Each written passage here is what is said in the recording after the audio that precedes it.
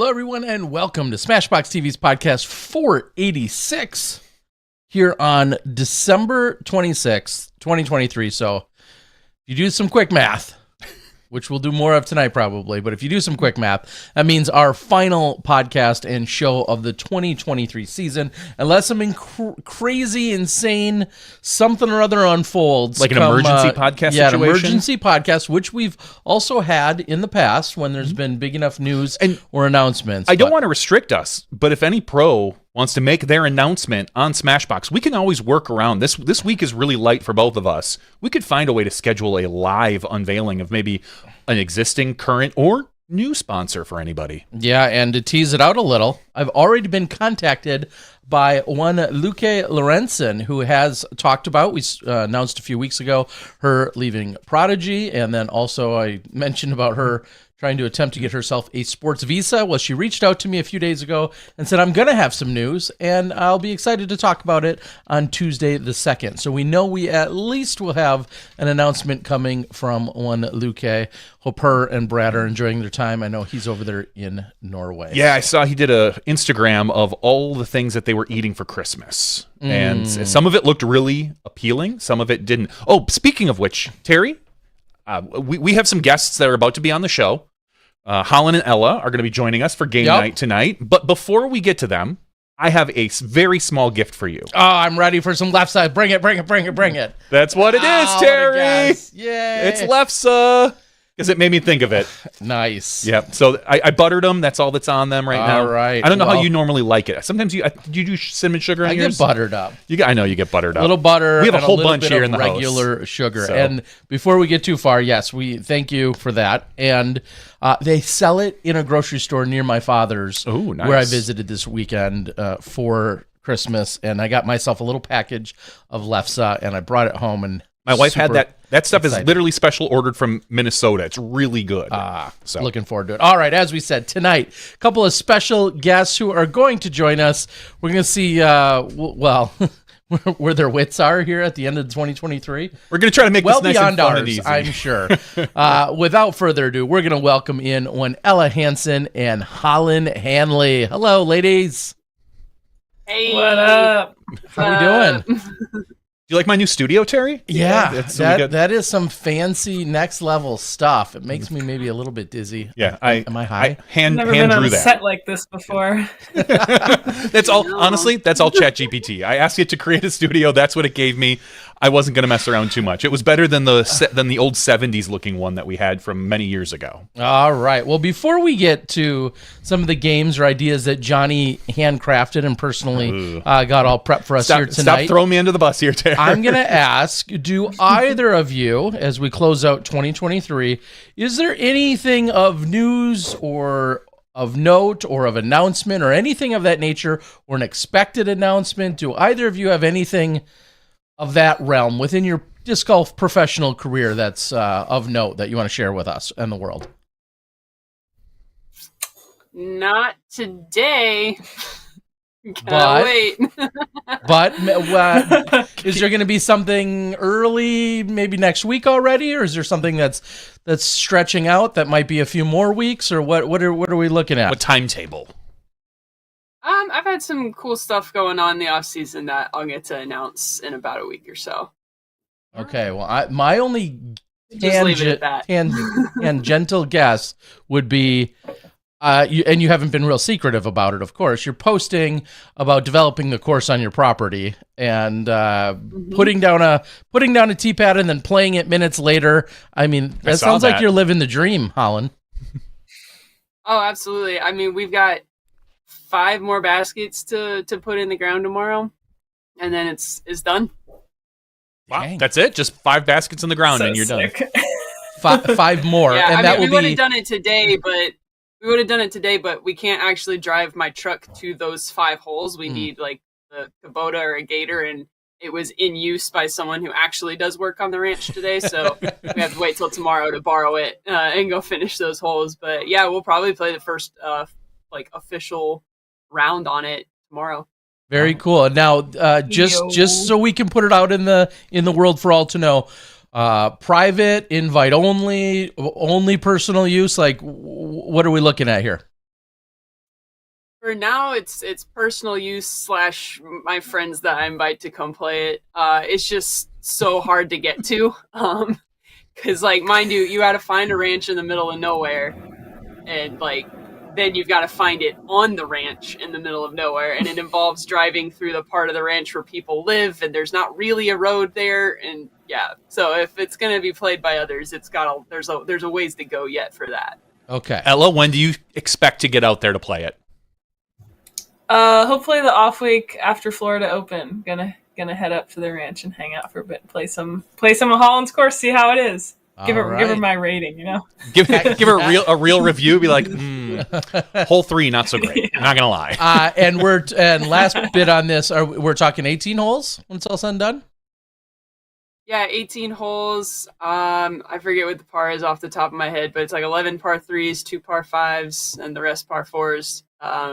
It's intended to be challenging my weaknesses, so a good mix of shots in there. Wait a minute. What are your weaknesses? Player.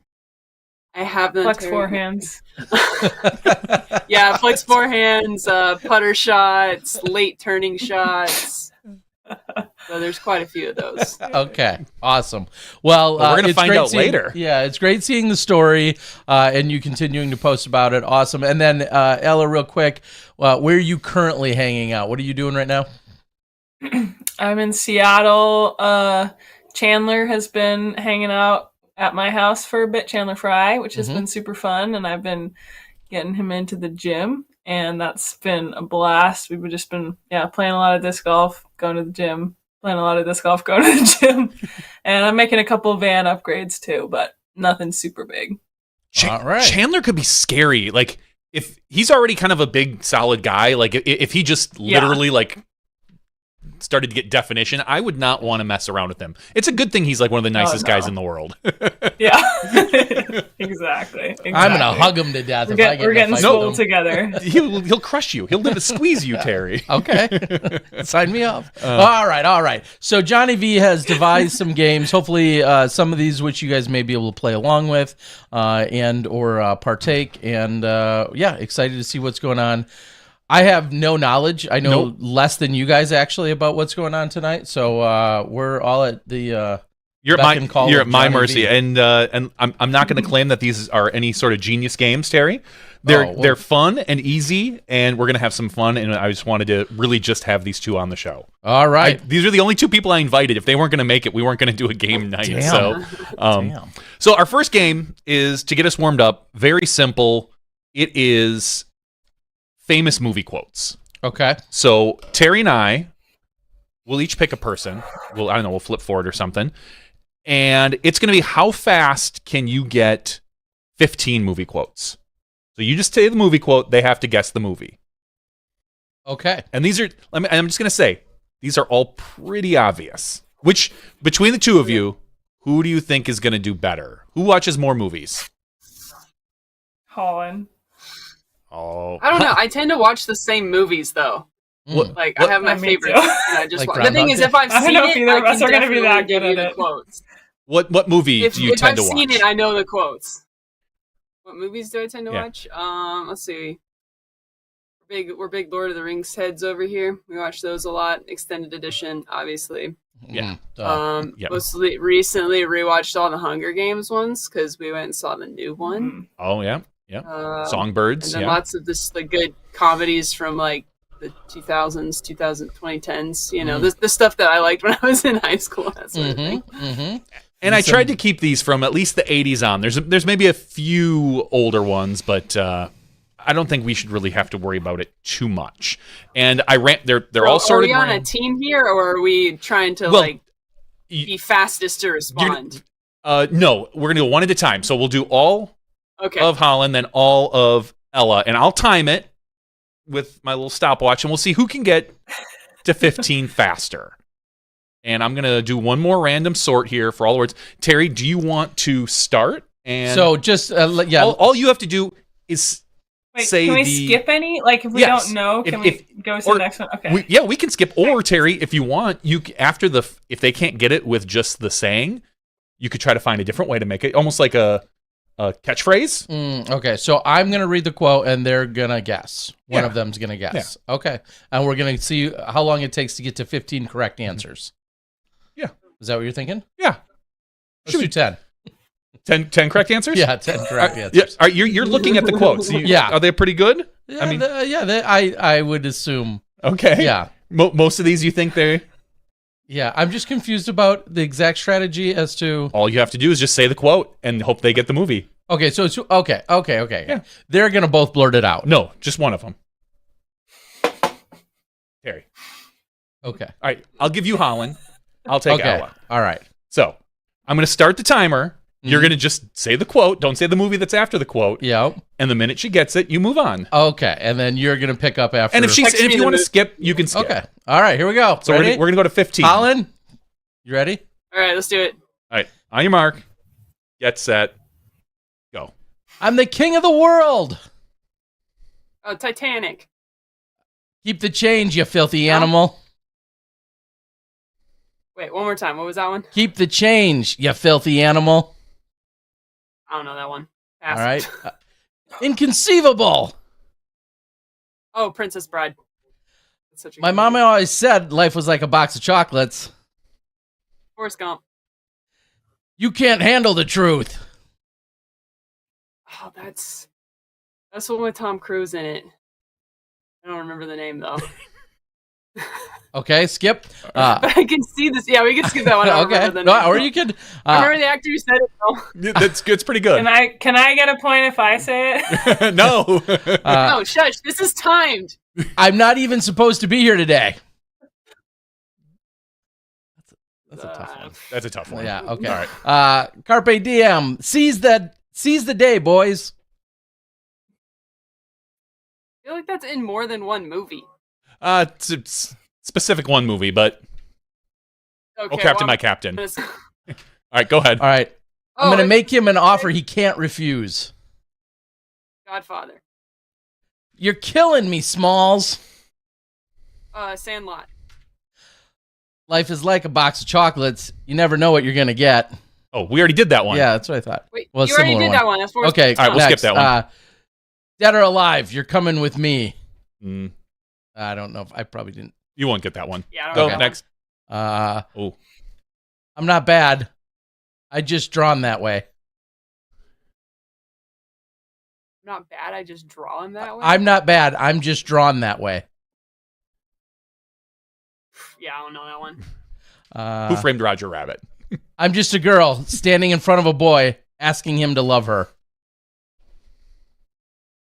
Oh, I feel like I've heard that before, but I don't know what it's from. I don't watch rom-coms. Notting Hill. I was like, Ella's offended. That's my secret. That's my secret, Captain. I'm always angry. Oh, that's the Hulk, but it's from one of the Avengers movies. I Good don't enough. know There which you go. Avengers movie. I'm not a smart man, but I know what love is. Yeah, I don't know. That's Forrest Gump again. Oh, okay. Go to the next one. Say hello to my little friend. Oh, I should know what that one is. I know the quote, but I don't know what it's from. Okay. Scarface. You either die a hero or you live I know long it's- enough I to know see it's yourself it's become the Stallone, villain. right? That's I think you- Batman. I Yep. know that one. Dark Knight. Close enough. All right, that was 15 right Dark there. Knight. Whatever. All right. 2 minutes and 59 seconds. And sorry, there's a few of Alright, these and I don't I know, know so you I don't don't have the right know. inflection. And I just I gra- think there's a penalty for Ella interrupting. Yes, 5 seconds. All right, well, You can interrupt Take mine. 5 seconds off. You're gonna beat me anyway, bro. we're gonna. All right. Well. All right. I don't Well, know, I but think Johnny's if going to you know get a these bunch of quotes rom-com better, so quotes, it might you'll help get you. And to be fair, I didn't pick these quotes. I just let ChatGPT pick quotes, so that it does You get everything all for of me. the musical And I just- quotes. generated- Are you even here, or is this I'm not- chat it's GPT? just I don't need to do any of the work anymore. I did kind of cull them down a little bit because there were some that were a little odd. All right. So, All right. are you ready, Terry? Yeah, You want to hit the 2 skip? minutes might and have to reset it. 54 seconds was the official time, we'll say. 2 minutes and 54 All right. seconds. I'm going to hit reset and ready, set, go. They may take our lives, but they'll never take our freedom. Oh, I don't know that one. Oh, Braveheart. Just keep swimming. Finding Nemo. There you go. There's no place like There she home. is. Oh, Bro. shit. Is that The Wizard of Oz? Oh my god. I see dead Is that people. the musical and I don't know. That's The Sixth Sense. This is a tough one. The Never seen greatest trick the devil ever pulled was convincing the world he didn't exist. Kevin Don't Spacey know. said it. Usual Suspects. Okay. Show me the money! Oh shit. Pardon my language. I don't It's know. okay. Jerry Maguire. Oh, here you go. Too bad Holland doesn't get this one. I volunteer as tribute. The Hunger Games. There you go. Is it Mockingjay? I don't It know. doesn't One matter. of them. Hunger Games is fine. it's the first one, but I'm the dude, so that's what they call me. Oh god. I don't know. Cult classic. Big Lebowski. I've never seen it, but... I've never seen it either. Oh, all right. Here's another one for Holland. One ring to rule them all. That's from the Lord of the Rings. There you go. Hello, my name is Inigo Montoya. You killed my father. Prepare to die. Princess Bride. Here's Johnny. Oh god. I don't know. The Shining. oh, This is I Sparta. don't watch scary movies. Is that from like 300? Yes, good job. there she is. All right. Hasta la vista, baby. Oh god. I know the quote, but I can't come up with the movie. Terminator. Nobody puts baby in a corner. That is Dirty Dancing. You got two music. Yeah, there you go. Yeah, keep bringing the musicals. I'll get them. Musicals and That- animated movies. That's not a knife. This is a knife. I have no idea. Crocodile Dundee. I think we need one more. $1 million isn't cool. You know what's cool? $1 billion. No idea. Social Network. Oh, here. You sit on a throne of lies. Oh god. Is that from Elf? It is. Yes. Was You it just 10 or watched 15 that you're doing? It was 15. We did 15 Oh, for each of them. Oh, you went through 15 of them. Yeah. I I skipped the ones that we had, so we were. see. All right. Then, in all technicalities, if I understood it all correctly, by 10 seconds, Ella, you won that first round. By 10 seconds. 2 minutes and 44 seconds. Helped me out. Yeah, you though. got two musicals in there. That was And- nice. Really? You like took Wouldn't a have made while it on the without Wizard him. of Oz quote, though. I was about to revoke your. What might be the Just easiest took one a of them second all? to get in the brain. The next one is there's no crying in baseball. Yeah, that one is a league of their own. Yeah, you would have got that I one. would've So. gotten that one. All You right. better get that one. Yeah. I would have gotten that one for sure. All right, we're gonna give round one. We're gonna give Ella a point. Wow, look at that. Yeah, the points don't really matter. I don't really care about them that Okay. much. But all right, round two. Was this whose line is it anyway? Yeah, the exactly. points don't matter. Exactly. Round two. This is a little bit different. This is our disc golf round. So what we're doing is we're gonna ask each of our competitors the other players' DGPT stats. So what they have to do. So I'm gonna ask Ella Holland's stats. She's gonna guess where Holland finished in what spot. So not the percentage, but first through 50th or whatever that number is. Whoever Probably can more get, likely to get the percentage right than the placement. well, best of luck. And whoever at the we're gonna add up the points at the end, and overall, out of all 9 categories, whoever gets closest is going to win. So we'll start with fairway hits. For Ella, Holland?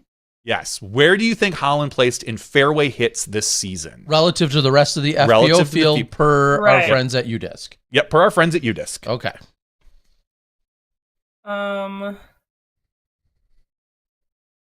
I'm gonna say. Can't remember if she was lower or higher than me. I feel like she was lower. I'm gonna say 30th. Wow. Okay. The correct stat, Holyn, do you know where you were in fairway hits in relation to the I field? think I was better than 30th. I thought I was in the Probably teens, were. but I'm not sure. Better. Even better. Not in You the were. teens. You were Wow. 4th. Oh, Give me some boy. credit, homie.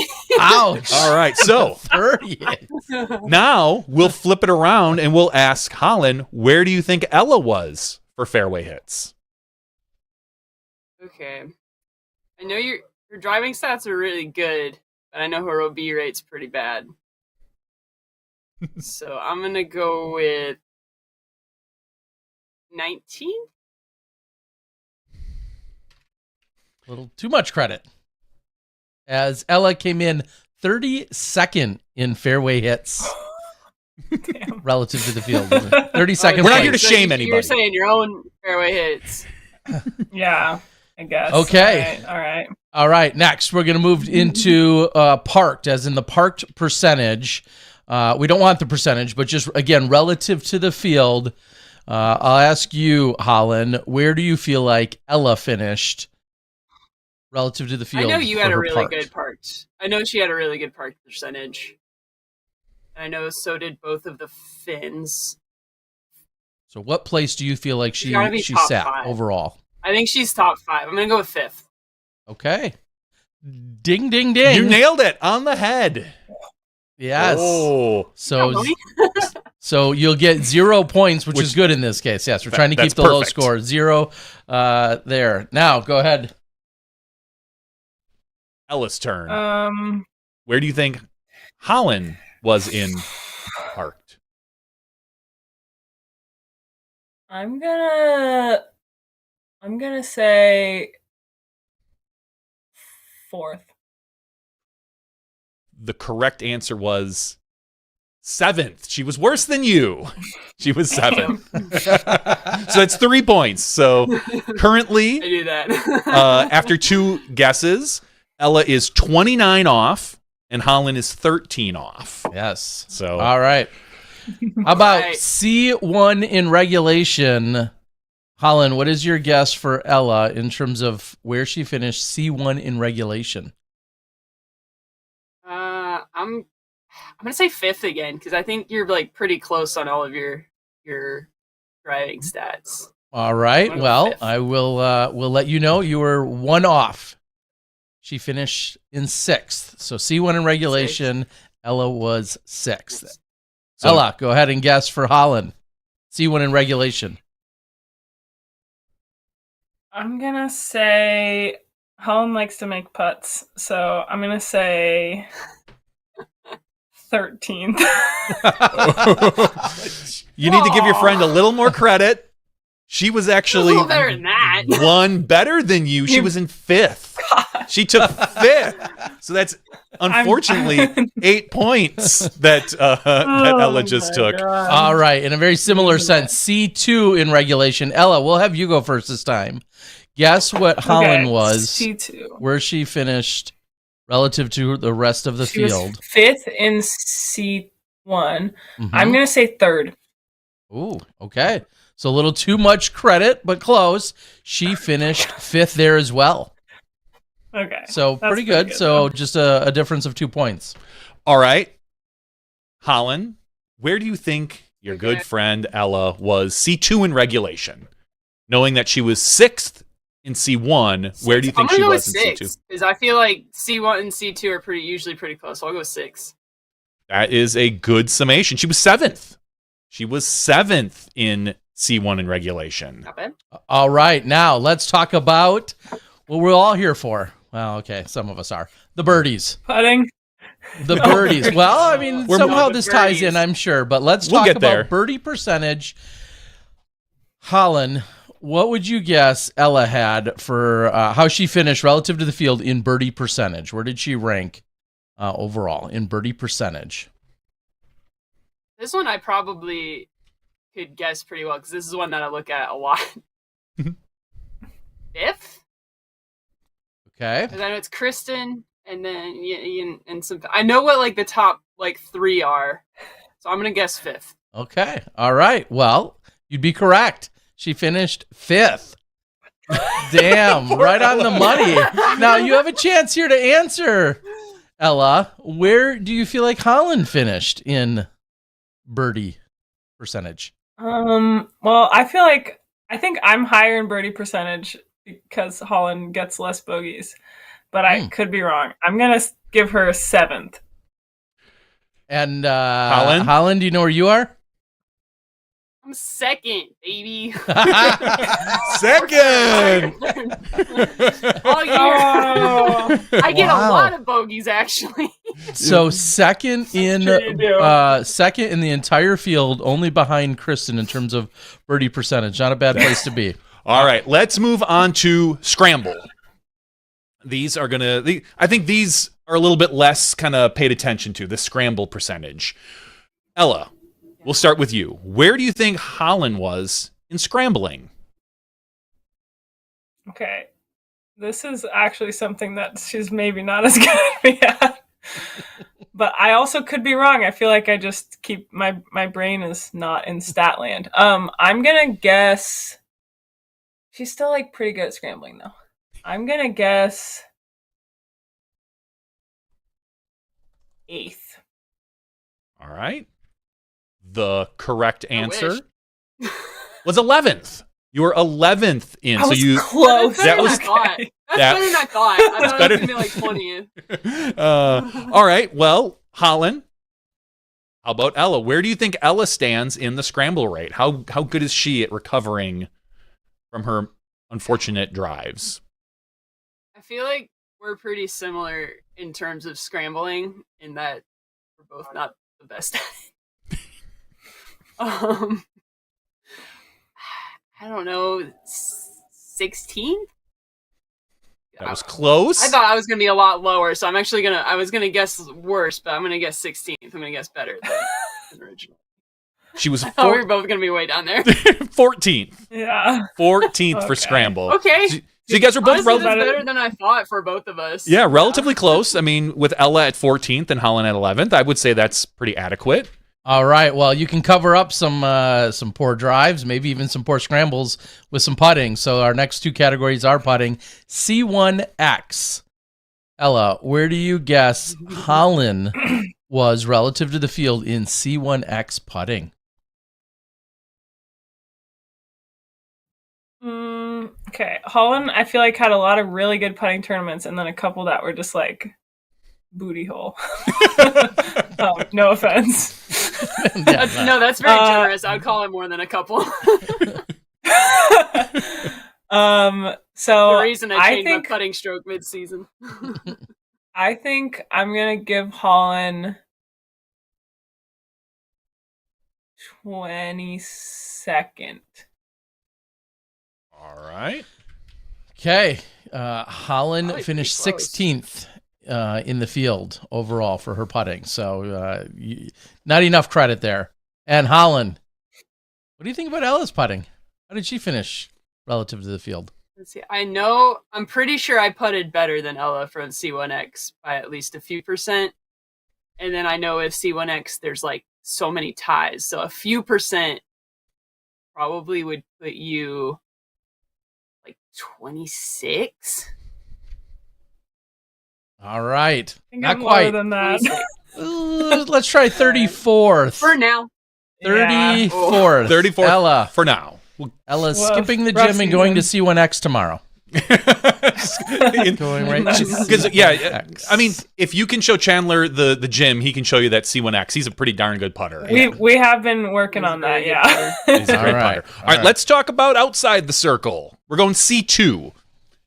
We're going to start with Holyn. Holyn, where do you think Ella stands for C2 putting? What position? Trying to remember the last time I looked at these because I definitely look at the putting stats, but it's been a while. I want to say she's in like the mid-teens, I want to say, percentage-wise. So maybe that would be like 21st. I'm going to say low 20s. You're a beast. You nailed it. She was 21st I get in it. C2 putting. That is Wow. amazing. You have gotten 3 so far. Dead on the head. All right. Look at your stats too much. Are easy because she's topping all of those. That was C2. love. Ella, where do you believe that Holyn was for C2 putting? I feel like we're pretty comparable in this stat, and I can't recall if she's ahead or below me, but I feel like I'm not giving her enough credit, so I'm going to say 18th. Not too bad of a guess. She finished Probably pretty 16th. close. Yeah, finished 16th, 16th. okay. So 2 points, but Holyn with a pretty All right. impressive 0-point differential there by getting it right on the head. All right, let's go to now Our final category. final category. Just to- you referenced it earlier, Ella. Oh, and you just need to miss by like 60 places. 30. Just 30 places. You know, it's within OB rate, yeah, right? yeah. OB rate. Yeah. Let's Well, lead am I with going you, first? Ella. Let's lead with your guess. Where do you think Holyn was relative to the field in terms of her OB rate? I think maybe my confidence is just like really misplaced, but I think I beat her in this one. I don't know though. I'm lacking trust in any of my stat thinking now. I'm gonna say Holyn was 33rd in OB rate. All right, 33rd. You were 9 off. She finished 42nd, which Correct. isn't in I her wish favor. I was 33rd. 42nd, Holyn. You were in OB rate. All right.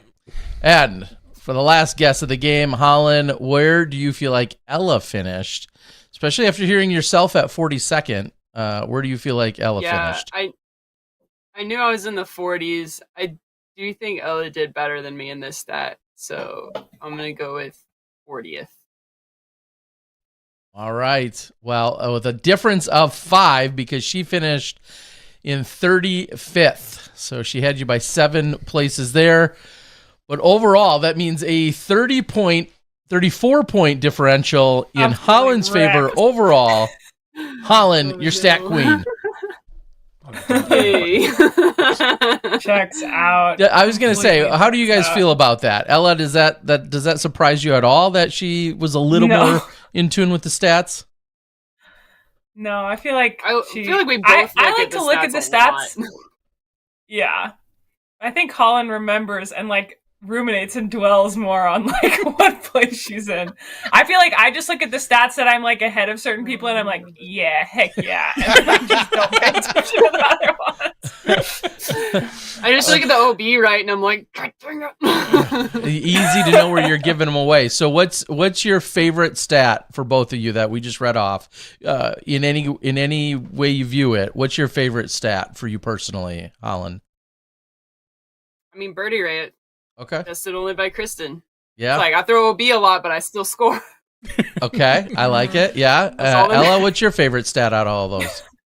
This is kind of dismal, but I think my C1X is my favorite because it felt really, my putting felt really terrible for most of the year, and I have been practicing a lot this off season, so I'm like excited for the growth potential in that stat. Okay. That's what yeah. feels good to me. You know, that's the one maybe there's most room for improvement, so that's why it excites you. That's fair enough. All right. I mean, it's not fair when Holyn nails 3 out of them. Like, just dead Very on impressive. center. Well done. Yes, very impressive. Bravo. All She right. kind of killed that one. All Well, right. you guys are all knotted up now. 1 point apiece. What do we go to next, Johnny? We're gonna go out of the disc golf realm, and one of my favorite shows is Jeopardy. So what we're gonna do, and Jeopardy feels like the very first question in every category is the one that most people should get. And Hopefully. hopefully. And the very last question in the category is the one that only the nerds get. So we are going to pick a Jeopardy, a random day from the last probably couple weeks. And do either of you watch Jeopardy regularly or no? No. Okay. Nope. Not regularly. Okay, Occasionally good. with my mom. Isn't that what everybody Basically does? never. So we're gonna do some Jeopardy questions, and we're gonna do the first question and the last question. We're gonna see if anyone gets any of the 1,000-point questions. We'll start with Ella. Ella, what I would like is a number between 0 and 9. 7. All right. So I pulled up. Oh, actually, that's the wrong. Hold on. Let me do this real quick. That one went a little too far back. March of 93. Yeah, March of 93 was a little bit too far back for the ones that we wanted. We were not alive yet. No, we were not alive yet. You guys weren't. All right, so this one is from December 15th, 2023. All right. All these questions are going to be Ella's questions. So she's going to get 1 point for every 200-point question she answers, and 1 point for every 1,000. Or we'll do 2 points for every 1,000-point question. Yeah, for Those sure. are tough. Yeah, double them up. We'll double them up. It'll give. So right now we are at 1-1. So the very first category is country. Add a letter. I have no clue what the categories mean. I'm going to tell you what they are. So the 200-point question is add a letter to the country shown here. And it doesn't. That's not going to work because we don't have video of that. Okay, so we're gonna skip that one day. Can you we'll go back and describe the outline? it literally. I clicked on it. It said it couldn't show me. All right, we're gonna do Here Comes the Sun. Draw it with your finger. I get some dictionary. Does it kind of look like this? Here Comes the Sun. 200 of next Tuesday. In 10 million years or 5 billion years. So, of next Tuesday, 10 million years or 5 billion years, when is the sun scheduled to become a red giant? I have to answer one of those 3 options. One of those 3. Next Tuesday, 10 million years or 5 billion years. I'm going to say, I'm going to say 10 million. 5 billion. Oh, we've got a little bit more It's time. not next Tuesday? It's not next Tuesday. no, it is definitely next Tuesday. Well, it could be. All right, so that is our first question, and we'll go to the 1,000-point question about the sun. Apparently, the sun is a G2 V star, meaning it's of the second hottest in the G class, and the V class refers to its being in this sequence. That's the reason you got to be smart to be on Jeopardy. That's why they're 1,000-point questions. We throw frisbees for a living, Johnny. Well, that's why I'm not on Jeopardy either. I didn't know this. The V class. So what sequence is it? So it's looking for a specific It's a word. sequence.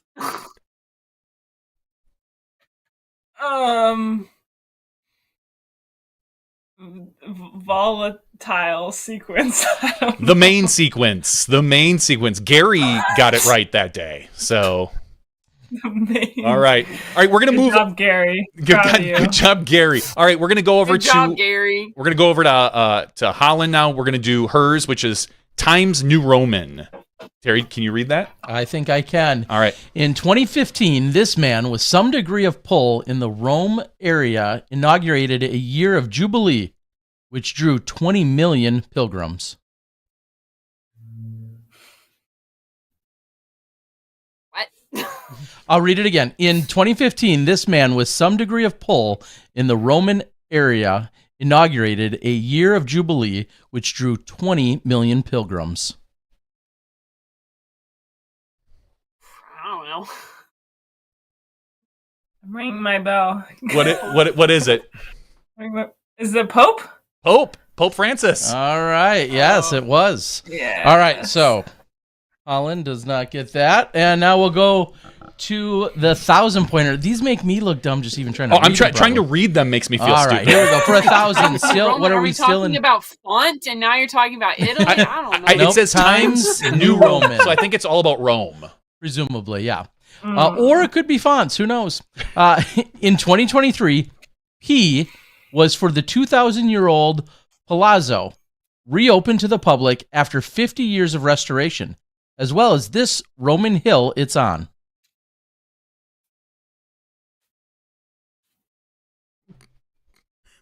Why do you know this, Ella? I don't actually know. I just have a guess. Any guesses? Yeah, I don't know the name of any Roman. All right, Ella? It's not Pisa, is it? No, it's the Palatine. I don't know it. All right, we're gonna. To Pisa, there weren't many hills there. It's just a tipsy building, right? True. All right, we're gonna go. Never been there. Like that. We're gonna stick with Holyn here. We'll go over to children's literature for 200. Besides her cat, a witch ends up giving a ride to a dog, a bird, and a frog in rhymingly titled "Room on the Room? Ding Ding Ding Ding Ding." Nice. You got Holyn it. knows how to I know words that rhyme. rhyme We're with so room. proud of her. I mean, you do have to say what is a broom, I think. But No, I'm just gonna take the answer. Oh. I Okay. said, what is a broom? okay, I okay, said room. okay. I'll give it to her All either right. way. So Holyn on the board for 200. All right, going over to the 1,000-point question. In Ghost Boys, the ghost of 12-year-old Jerome meets that of this real teen whose 1955 murder helped launch the civil rights movement.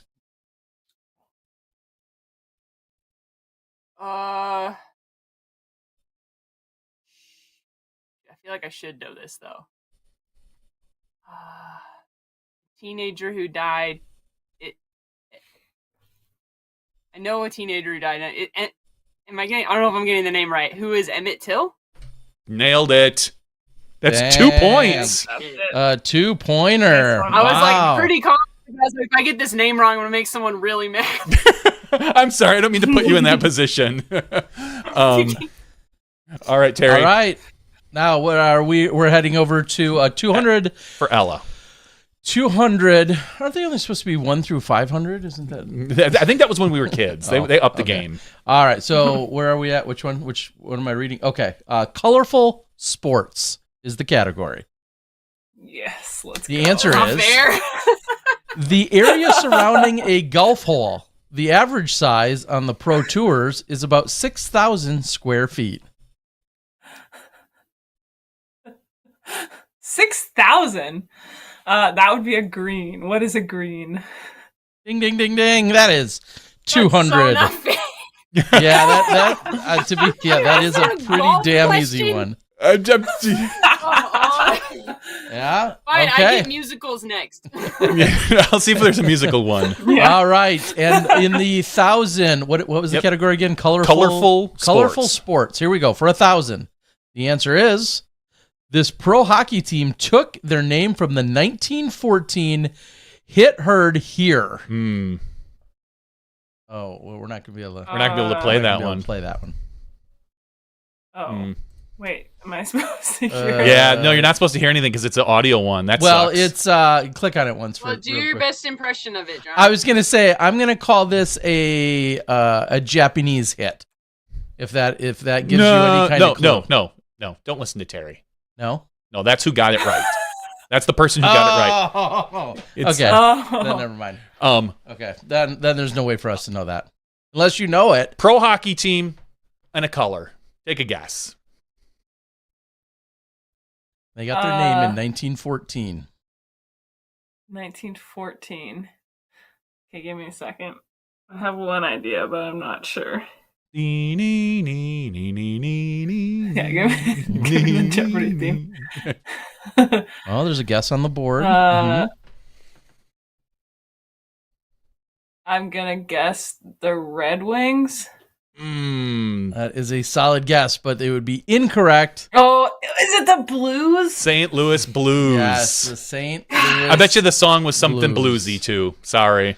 Yeah. All right. Yes, Knowing you are Blackhawks and very Red early. Wings were guessed, but the Blues, Yeah. St. Louis Blues, was the answer. All right, we're sticking with Ella. We're going to go to P in fashion. P's in quotes. So I think all these have to start with the letter Okay. P.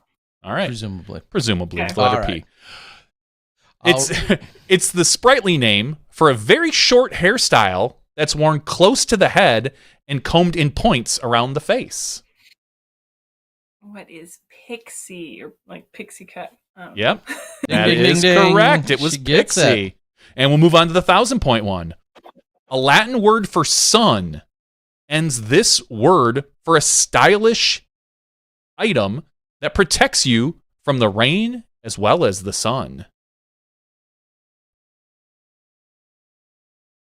Latin word for sun. Huh.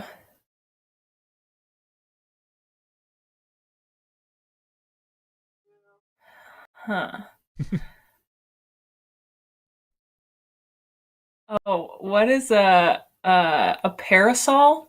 Damn! You nailed Ding, it. ding, ding, ding, ding. Go. All Nice. I know I was in there somewhere. Yeah. Off the 1,000. Nice. A 2-pointer. All right. Very impressive. I'm going to apologize to Holyn for this category, but it's Best Actress Oscar winners. Sorry. All right, here we go. The $200 first question is, or the answer, I should say, is Reese Witherspoon won for her work in Walk the Line, playing this country music singer and songwriter.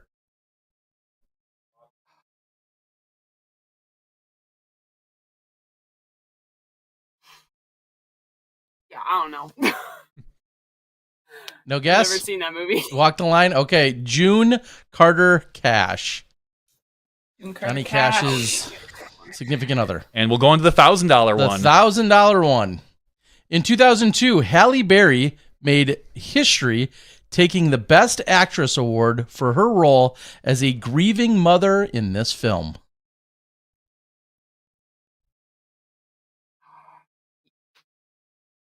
2002 grief. Dude, I was in second grade.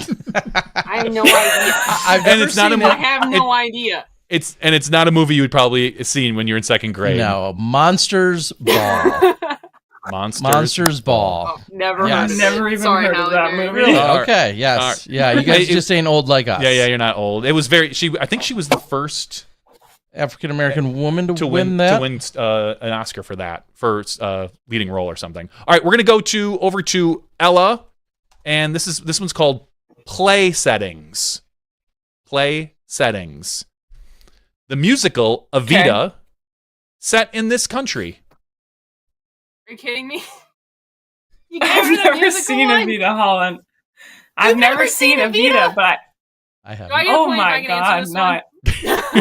We should have done it. We should have allowed the other person. Oh to wait, steal. isn't it in? Oh no, isn't it in Argentina? It is. Don't cry for me, Oh, Argentina. God, for me, Ding, yeah. ding, ding, ding. I know that song at least. Ella gets it for 200. And the $1,000 I can't question. believe you gave her the sports one and the musical one. That's We're not just fair. literally going down the line. That's I- not honestly. fair. I literally picked a random day. Honestly, swear to God. We're just going right down the Keep it- line. keep And it she gets coming. all This of them is connected.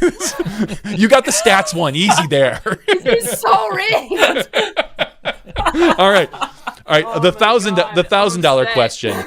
The Kellers' home in Tuscumbia, Alabama. This drama.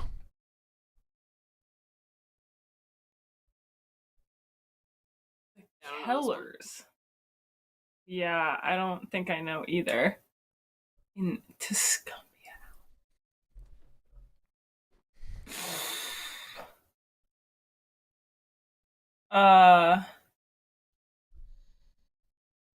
I don't think this is right, but I'm gonna guess a streetcar named Desire. No, the correct answer is The Miracle Worker. From Helen Keller, I believe. The No Miracle idea. Worker. Oh, I see. I read Okay. a streetcar named Desire. I would know Okay. that one. Yeah, All me right. too. That's the only musical I could or play I could think of that's set in the South.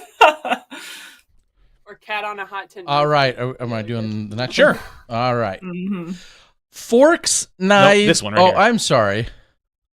Homophonic pairs is the category. Homophonic pairs. Homophones. You can do it, Holland. I believe in you. All right. For 200, It's a the answer homophonic is pair. a beloved moose.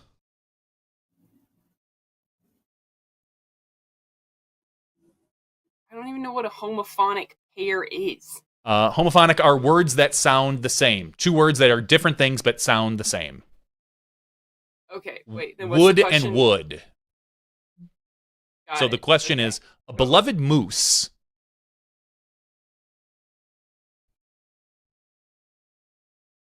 I don't even know how. I don't know, dude. A deer. Okay. Like All right. D-E-A-R-D-E-R. Oh, that's what you're looking for. Yeah. Yes. I'm like, I don't even know yes. what kind of answer you're looking for here. No, We didn't either. yeah, it's a tough one. 'Cause I'm And like, for a well, there's a moose, the animal, and there's a moose like a chocolate moose. Is that Oh, what yeah? you want? Yeah. I don't know. all right, so for in the 1,000-point category, to employ ornamental evergreen trees of the Taxus genus. Wow, that's a tough one. Boy. No one, let's put it this way. It says here triple stumper. No one on Jeopardy got this one right. So if you get it right, hallelujah to you. I'll read it again.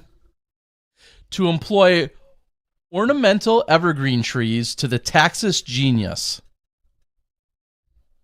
The taxes genius. To employ. I don't know. Give To me use to use This is so use. rigged. It's over. Use. All right, we're going to move over to Ella now. Use. Ella, this is Give me before and after. I this want one's- that category. this one's called baseball. Northwest baseball. No, I'm just kidding. The Seattle Mariners. Close my This, laptop. no, this one's all about the Seattle Mariners. No. This one's called not chess again. Not chess again. Oh God. Okay. When things are hopeless, rather than waiting for checkmate, it's considered polite to do this, like Richard Nixon. Resign. What is You resign? are Yep. seriously giving her the easiest questions. This is so not fair. All right, right, now and- we're moving to the And 1,000. for the 1,000 Keep one, them coming. 32 I hope of the the people in the 34 chat agree that this is bullshit. 32 of the 34 games in the 1927 Capablanca Aconine World Championship match began with this opening that was in the news again 93 years later, thanks to the fictional Beth Harmon. I know this one too. God damn it. I watched the show. Hang on. Oh. Oh wait, is it just the Queen's Gambit? But no, that's not an opening, is it? Is it? I think that's what I'm going with. Sorry, Holland. She got it right. The Queen's Gambit. I'm so upset. I play chess. This is garbage. Wow. All right, Holland. Like, you Your- give Holland the chess category Your category: for something good. forks, knives, spoons. All right, forks, knives, spoons, $200 answer. Forks, Washington is setting this. Let me start that over. Wow. This one. Is the You setting? better get okay. this one, Holland. Okay, Forks, Washington is the setting for this saga that you can really sink your teeth into. What is Twilight? Nailed Ding, it. ding, There ding, we ding. go. All right. Nice. Very nice. And the $1,000 question. All right. This Edgar Lee Masters anthology is a collection of epitaphs of residents of a fictional small town. And it's something to do with knives and forks and stuff.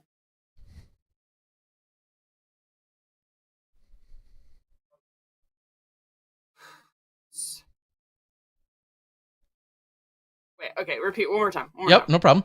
Again, forks, knives, and spoons is the category, and we're reading the $1,000 answer, which is this Edgar Lee Masters anthology is a collection of epitaphs of residents of a fictional small town. Probably spoons something. I don't know. You were on the right track. What is Spoons Hollow, Spoons Ford. The Spoons River no. Anthology. The Spoon River Sorry. Anthology. Oh, you were- River. All right. We'll finish up with I Holyn got here. the Twilight one at least. You did get the Twilight one. We'll finish up with Holyn here. This one is called Just Eat It, and the E is in quotes, which means I think all the answers start with E.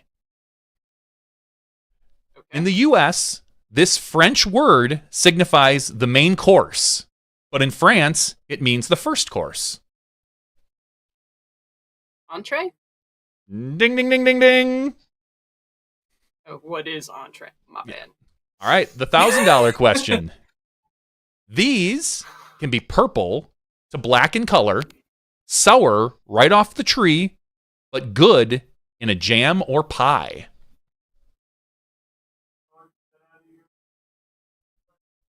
Good right off the sour and a jam.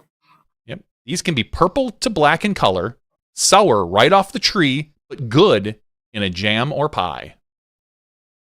Oh, I wish I knew French because I feel like it'd be the French word. What is it?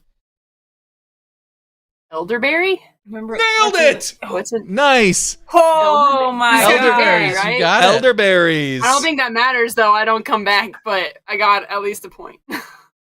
Well, we'll take points away from her if she gets it wrong. We'll just change the Nice. rules. Very on it. nice. All right, so Oh god! over to Can I just not Ella. answer? I think this is honestly a tough one. This one's called postal abbreviation combos. All right, here we I'm go ready. for 200. I'm so ready. Postal abbreviation combos.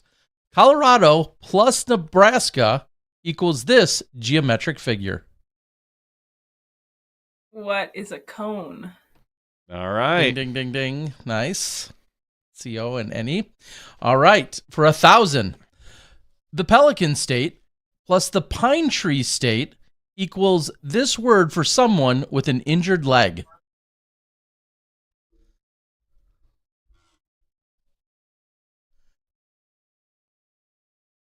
Pelican State plus the Pine Tree State?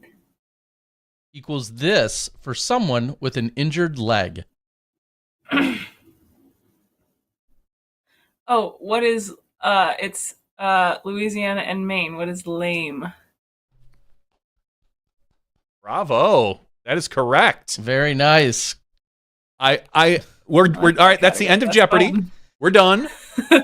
Congratulations, Ella. I do think you got a slightly easier board there. So rigged. But now we're gonna get on sports to. and musicals. I know. I'm sorry. Yeah, Holyn. but what's that section? And postal of- code abbreviations. Yeah, that was near a hole in golf. But what's that area called again? I mean, that was a tough one. that was a tough one to know the green. That's called a black. Whoa. All right, are you guys Anything about golf? are you guys up for playing some Quiplash? Would you like to do that? Yeah, let's do it. All right, so here's what we're gonna do, everyone. I'm gonna send them a Quiplash code. This is a game we've played in the past. It's definitely more for fun. The way Quiplash works is they give you a question, everybody writes an answer, and then everybody votes on that answer. So if we can get the chat board in, I'm gonna bring up the code here. Terry's gonna log in. I'm gonna log in. How do I do that? Where do we go again for that? You got to go to jackbox.tv, jackbox.tv, and you put in the code. And I'm about to send you guys the code the same way I sent you the other one. So everyone, this is jackbox.tv. If you'd like to play along, a couple of you might be able to get in on the action here, the first few people that hop in.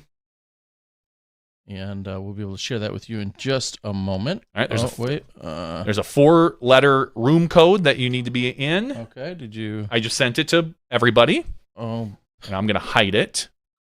but just wait. And now wait. I need to log in as well. All right. Oh, I get to pick you guys someone already picked the poop emoji. All right, I'm going to pick the shape that my disc usually ends up in. OB? There's an OB emoji? No, it's all mangled. All right. So now what we have is we're going to bring this up. Terry, I think someone's in control. Someone's got to press. Someone's the VIP. They jumped in before me. Oh, I think I'm in. I think that's it's okay. me. Are we all in? Yep, everybody's in, and I'm going to share this with I think she hit. everybody. That actually, I'm going to do this here. Boom, there we go. So this is Quiplash, everybody. The Jackbox code is UARK. If you want to join in, these are our questions. You can vote to figure out who it is. Otherwise, they can vote for us. Huh? They can vote for you. Then you won't know who it is, obviously, but it will UARK. UARK. If you want to get in and vote for the answer that you think is best or funniest or whatever it is. So this is the first question.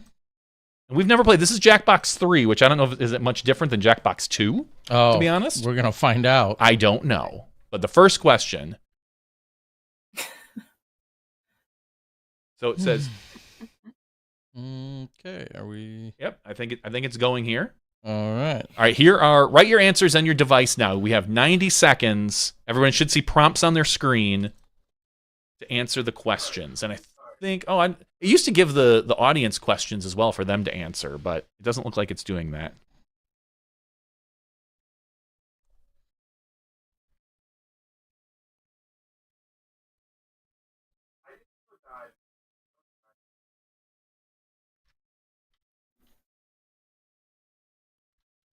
We're all putting in our answers to the questions. It'll go through here.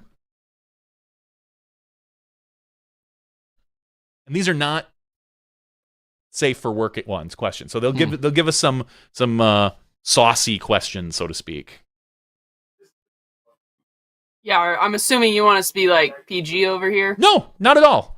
We're not on TV. We don't care. There's no FCC that's gonna shut us down. Whatever you think your sponsor will allow.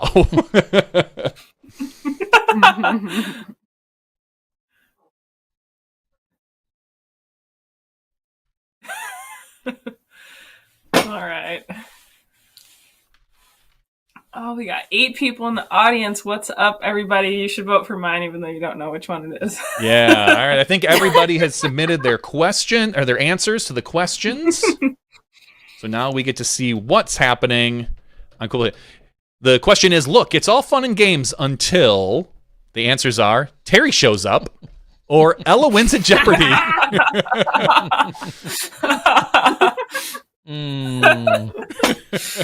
Oh, man. Good stuff. Yeah, you know if Terry shows up on the course, something crazy's happening, probably. Mm-hmm. All right, the winner comes in as Ella wins it. No, 57%. Terry shows up. Yeah, That's the fan favorite. Wow. The fan got me. They feel bad for me. They feel bad for you. Yeah, they do. The best name for a local news weather person: Stan Van Tan, the weatherman, or Windy McBlow Your Face Away. All the answers are in. Thanks to everyone out for voting for this and our viewers. We like to do this. It's a lot of fun. Smella Ella versus DG Guy. DG Guy takes it with Windy McBlow Your Face Away. Oh, nice, Terry. The title for a gritty sequel to Goodnight Moon, beloved children's book. Good Morning Wood, or Wake Up You Stupid Fuck. I don't know that book. You don't just as a side note. Oh, really? I don't. Holyn versus Ella. Holyn wins this one with Good Morning Wood. Much. All right. Holyn. What should you label your computer porn to prevent your mom from opening it? Ooh. Pimple popping videos or pics of my package? I feel like this depends on the mom. Yeah, that's true. It depends on your mom. Yeah. I would hope my mom would not open either of those, but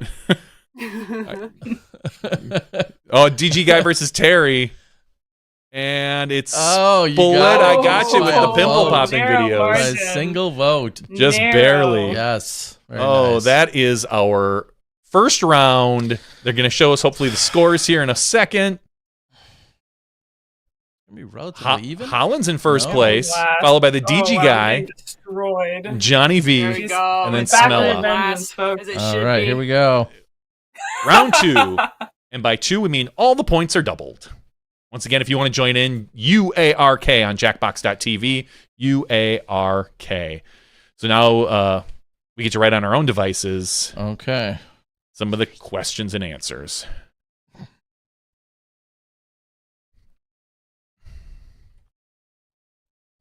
Hmm.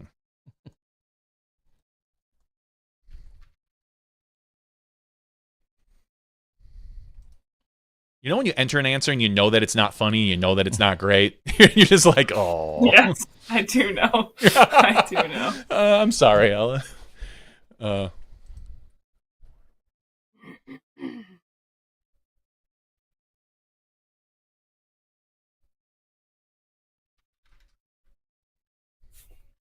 Got 45 seconds left.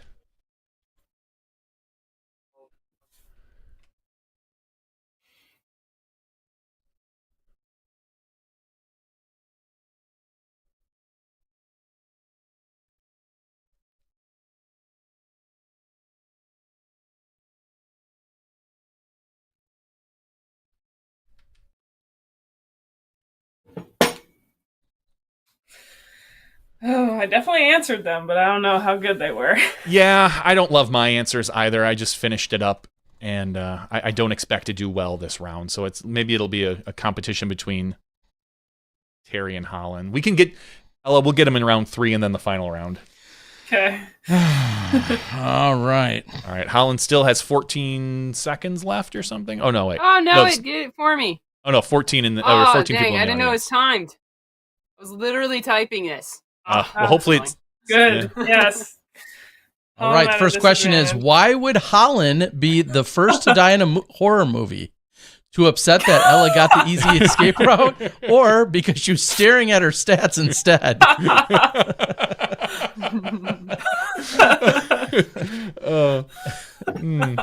Holyn, why do you think you would be the one to die?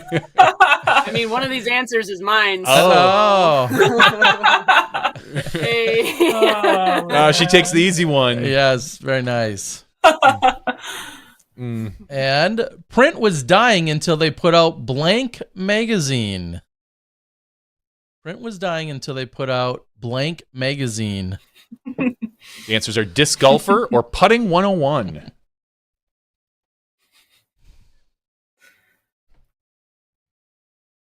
Disc Golfer magazine, you know, Ah, pretty I good mean, stuff. someone's got to read it, right? Maybe And we have Holyn should, or Ella should win that one, most certainly. Ella takes it down with Disc Whoa, Golfer phew. magazine. You That crushed was a that tough one. question. A Though. common inscription on a pirate's headstone. If you steal my peg leg, I'll haunt you forever.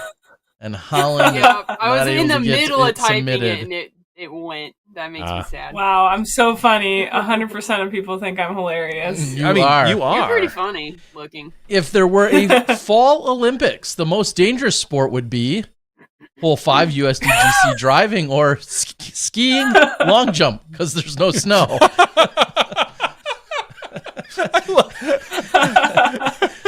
I like the skiing launch because there's no snow. The most dangerous sport would be Terry should win that one.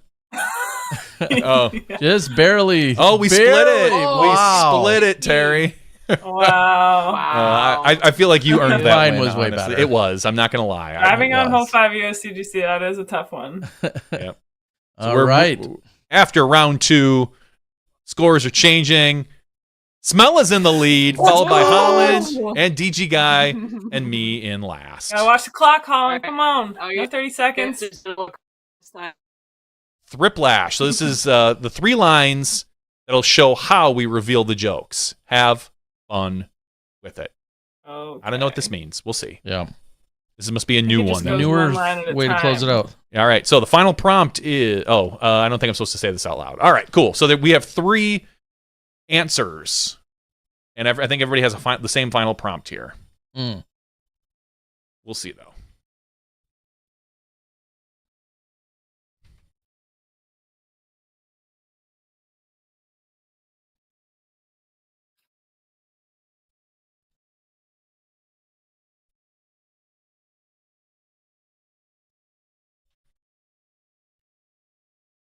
So I think this is gonna like reveal them one line at a time, and then maybe they get votes as that goes. I'm not sure.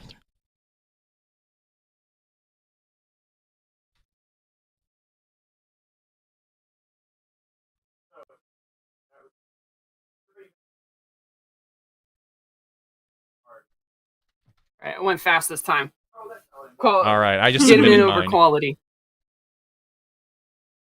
Just submitted. You went for quantity over quality. We got 23 Yeah, I was seconds. like, let's get them in there. Let's give Smella, ourselves a chance here. Smella still has yet to submit hers. She's got 15 seconds. I There don't think she this is. gonna be very funny, but I did it. Well, we're gonna see how this works because this isn't how it's done in the past. So 3 marriage qualities that make a man marriage material. He has an enormous hands, feet, and disc collection. Or player rating over 1,000. Happily wears wife's caddy bib. He knows all your UDisc stats. All Tom, right. is that you? This was not me, no. Tom in the chat? Yeah, there you go, Tom. Yeah, I was about to say, is this Tom? I don't think Tom has a player rating over 1,000, though. That's true. It's Johnny versus Terry, and Oh, Oh, wow. Just Terry barely barely, takes it. Tiebreaker. barely edging you out. All right. whoa, scientists just discovered these 3 surprising facts about pandas. They eat their own poop, they have 100% C2 putting, and they all throw bergs, or they eat bamboo like a deforestation amount.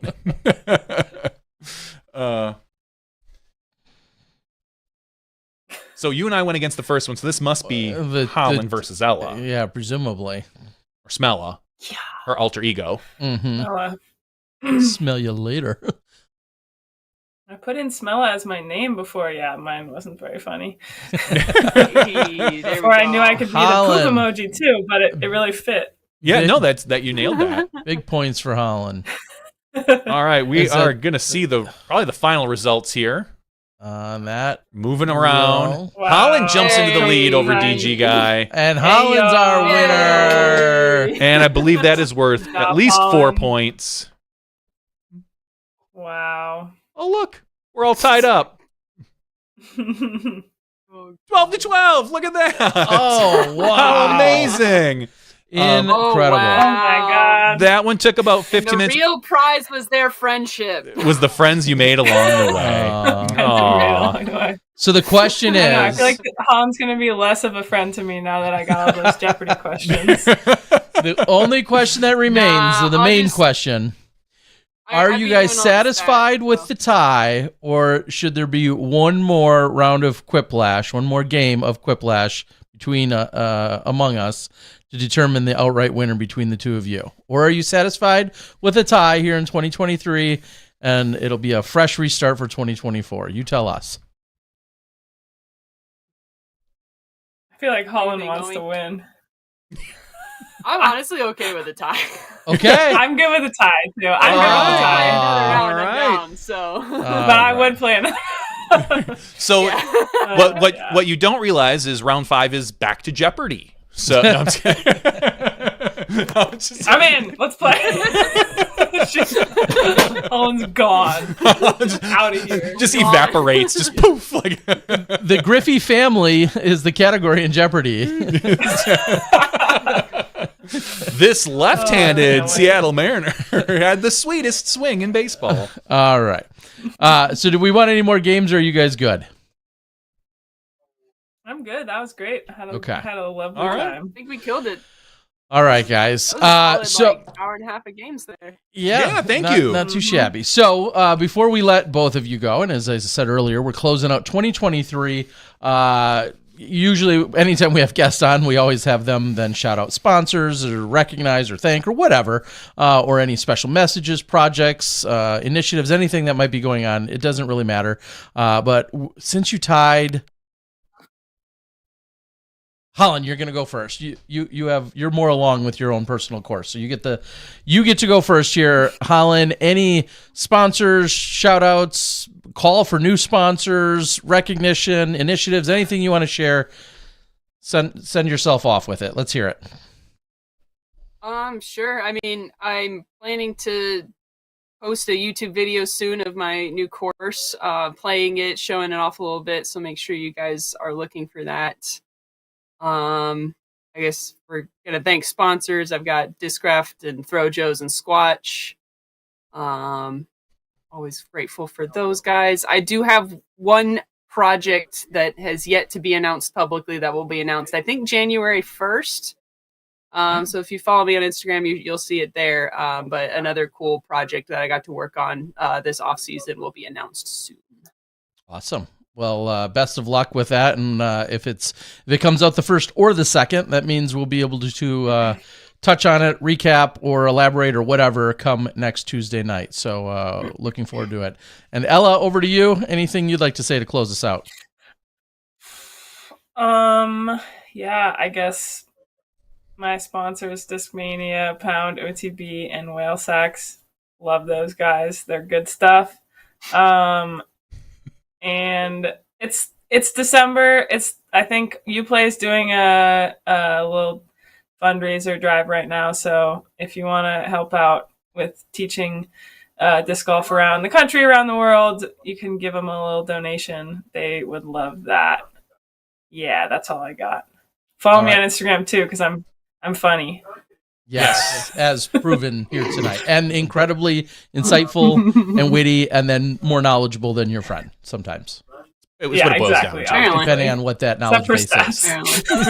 Exactly. And I will follow up on what you said then, just to top that off. Uplay Discember fundraiser talks about making donations in terms of gifts, and then raffle tickets that you can read. I'm going to put it in the link in the chat right now so everyone can read up on that. We, of course, had an update from Uplay just a few weeks ago with a bunch of incredible people. So now exactly what Ella was just talking about is also in the chat word. So you can click on it and find out more. So both of you, thank you so much for joining us. The fun spirits and the lighthearted action here on a Tuesday night in December.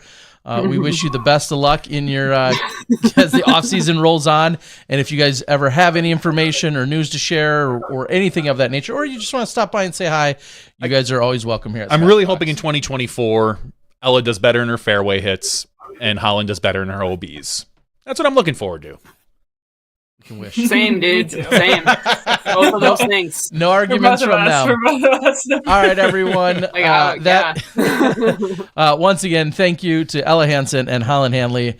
Have a good, safe New Year and celebrating all of your traditions and everything else as we roll into 2024. And we look forward to seeing you guys then. Take care.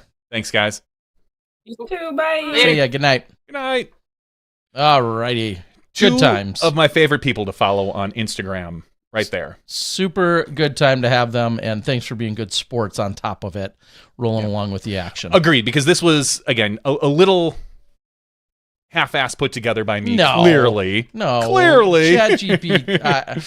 JVD over here. Exactly. Again, I used it for two things. I used it for the set and for the movie quotes because I didn't want to look them up myself. Everything else I did on my own, Terry. It was pretty amazing. dang good. We did what we needed to do here. Yeah, people have been asking for different game nights or whatnot for a while. So I wanted to do something. And honestly, I thought that this would be a great week because usually there's not a lot of news over Christmas.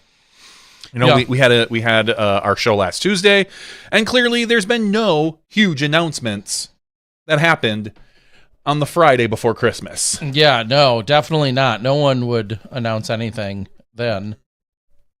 Oh, wait, there was one? So here's what, Terry, should we do this? Should we end the show?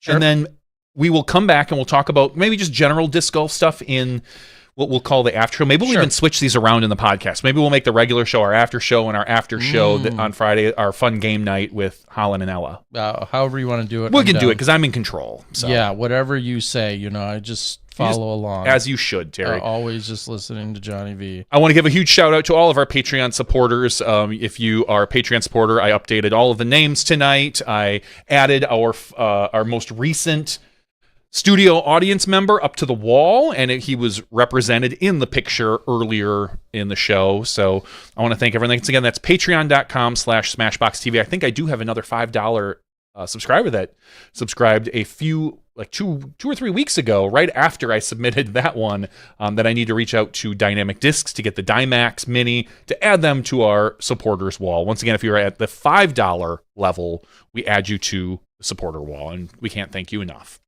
Thank you, and thank you again. So there's 3 thank yous, but that's still not enough. We're going to close it out. It was a great time having both Holyn and Ella join us on the show. Good time to play some games.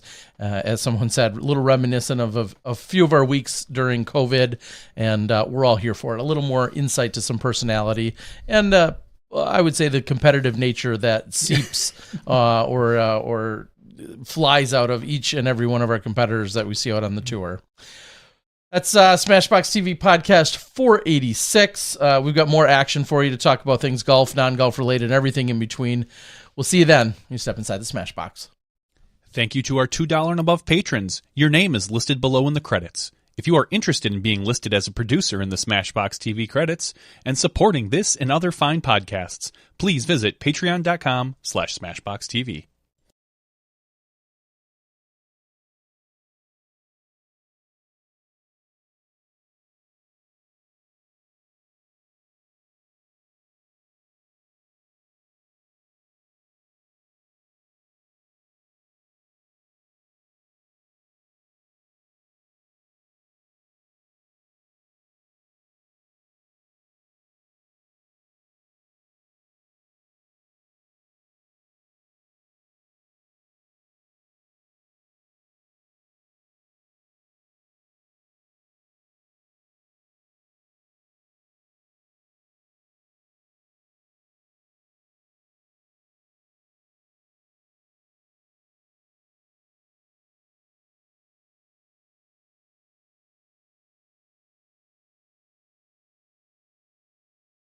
Hello, everyone, and welcome to Smashbox TV's Podcast 486's After Main Show. Maybe. We'll see. I'll decide. I'll have to decide if this is going to be the after show or the main show. They're going to be real confused by your indecisiveness. Well, they're listening to one and saying, "What the hell am I listening to?" Well, they'll just find out if I make this. If I make this on and put it out tomorrow morning, like a regular show, and then we do the. But tomorrow's like yesterday, game. man. Oh God, I forgot about that, man. Yeah. That's, Either way, we'll figure it out. Just to kind of tie this all together, here on Tuesday night, December 26th, we had Ella Hansen and Holyn Handley join us. We played some games, so whether you listened to that already or possibly you watched or listened to this, either way, those are the 2 main segments that are going on here. Good sports as we're closing out 2023, and both of them were good sports. You're just gonna have to check out the action for yourself in terms of finding out who was the big winner there. I couldn't believe how absolutely insane that one got. It was wild. It definitely was wild. All right. So here we are. We're going to talk a little bit about some news, things going on. Obviously, looking into 2024, what that does or doesn't mean for golf. It's been relatively quiet in terms of overall contract talk. In the regular show, we just briefly mentioned Hannah Wynn was the announcement specifically today that we saw as no longer with Westside. And we talked about it last week that Chris Clemens' van was seen at the Discraft headquarters. That was the rumor, at least. Seemingly, yep. And one of the things I want to make clear is that doesn't necessarily mean Discraft. They could be just feeling things out. We also know that DGA has a very close relationship with Discraft. So maybe it's possible that Team DGA flew into Michigan or wherever they happen to be to talk with Chris. I have a feeling it's going to be one of those 2, DGA or Discraft. Personally, I'd love to see him on DGA. I think Chris he could be I would say a slightly bigger fish in a smaller pond for DGA. But you know what? When it comes down to it, it's going to be whatever Chris wants and whatever makes him happiest. I want to make Chris happy. Chris and Hannah. Yeah, and who's to say that they're together as a team? Yeah, I mean, I think they'll be together, but maybe not as teammates. That's always possible. Some say that it's really smart in terms of the, having having the molds and then talking molds and kind of easily interchanging things a little bit more, kind of pooling a similar resource, having knowing when you're going to your sponsor's main factory or warehouse, that's going to be one specific trip as opposed to two. So there's some advantages there, and there's some there's some cons to that as well, I'm sure. There definitely is. And here is my It's Always Sunny in Philadelphia conspiracy theory board that I got all the threads up. Chris Clemens and Hannah go to a lot of concerts. Yes. What kind of concerts do they go to, Terry? What kind of music do they love? What is that? EDM? A little bit of EDM, but some metal. Oh, yeah. They like that as well. They're into the metal. Who else is into that metal music from Discraft? Bob Giulio? Bob Giulio. I think Bob is going to sign them just to have someone to go to concerts with.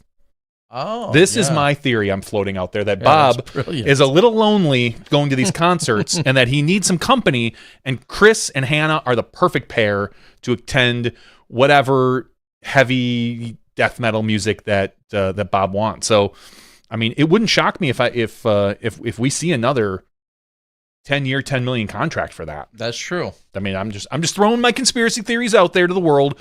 You know, I'm just. Could he be the world's highest paid lefty? I guess the answer is yes. He could be. Sure. Okay, I guess we're gonna find out. So that's the gossip that is out there. I haven't seen anything else player related, so to speak, as far as specific players. I feel like there was something else that was put out on the Facebooks recently, but unfortunately I don't recall exactly what it was. Nothing of blockbuster status. The other big thing that I think was certainly made note of, that might be one of disc golf's larger moments to some degree, is the fact that disc golf was shown and referenced in The Simpsons, which clearly, as the longest running sitcom in history, started when you and I were kids. For anyone that really dates, like The Simpsons, it was a short on the Tracy Ullman show. Yeah, exactly. That's how old. before becoming its own entire show. And The Simpsons were just coming into culture and relevance in the very earliest of stages. Well, when you and I were like 8, 10, 12, somewhere in that neighborhood. So 30 some years ago. And I feel like that is probably one of the most blown up, I don't want to say news stories, but one of the most blown up referenced things that we've seen in disc golf in a long time is the fact that disc golf was on The Simpsons. Now, to be fair, and this shows you how almost numb I've become to it, I don't even think I've seen the full reference to it. I just keep seeing the pictures that it's posted, and then when you see it on there, it says Frisbee waxed as used by Ken Climo, the Tiger Woods of this, which is funny, and Gordy's Frisbee gloves for the non-throwing hand. I think it's cool. I don't know to what degree or reference or how it was referenced, and I'm sure others can fill in. But nonetheless, clearly there's somebody over at The Simpsons that knows enough about disc golf that they decide to integrate it. Yeah, it wasn't just a picture of Homer throwing. It actually has Ken Climo's name in it. I mean, that's, to me, as you said, Simpsons are, regardless of what you think of the series now, it's an epic TV show. We've seen disc golf kind of shown in other TV shows or reality shows, but this is probably going to go down as one of the most influential series in history, television series, for as long as it ran and as iconic as it was, especially in the early years. And maybe even is that much bigger now than ever before. I mean, the fact that you nor I follow it, also we don't follow a lot of current sitcoms as they are on TV anyway, but this is a pretty big deal. Mm-hmm. No, I agree. It's a really big deal, and I'm probably going to take some time out this week to. I believe it's on. I don't know if the new seasons are on Disney or if I have to go to Hulu. I think I have access to it on Hulu to actually watch this episode, just to see it and kind of monitor it and just take it all in. But ultimately, a very cool moment for disc golf in general, and it didn't seem like they were throwing a ton of shade at us based on some of the comments I saw. Yeah, I was going to say, it looks like The Simpsons First years of the show in 1991. Everyone was wearing Bart Simpson. Yeah. Oh, eat my shorts. Don't have a cow, man. Yeah. So, again, I'm all but completely removed from The Simpsons. It never hit really with me in terms of like, I must watch it. But then again, there's really been no animation that has, similarly when we were just entering college, our freshman and sophomore year of college was when South Park came out. And obviously that was all of the rage is if you were of that age, so to speak, to appreciate it in whatever way. But that was... Also was like, not to say they're not good or funny or anything like that. They just never really got me going. So yeah, it was much more of an edgier Simpsons for us, especially for sure. when we were in that particular age. One extension that we did see was Paige Shue did re-sign with Discraft for another, I believe it's an additional, I don't know if it's additional year particularly, but she did say 2023 was her first year on the team, and she will be representing Discraft in 2024. So exciting to see Paige Shue find a place and be able to stay there with some comfort. Yes. Best of luck to her. I was gonna say, has there been anything else that's of major? No, Jakub Samarad. And probably not maybe a huge surprise. Well, maybe it is, considering a little bit of the landscape. I was going to say, not a big surprise that he's remaining with Latitude where he's been.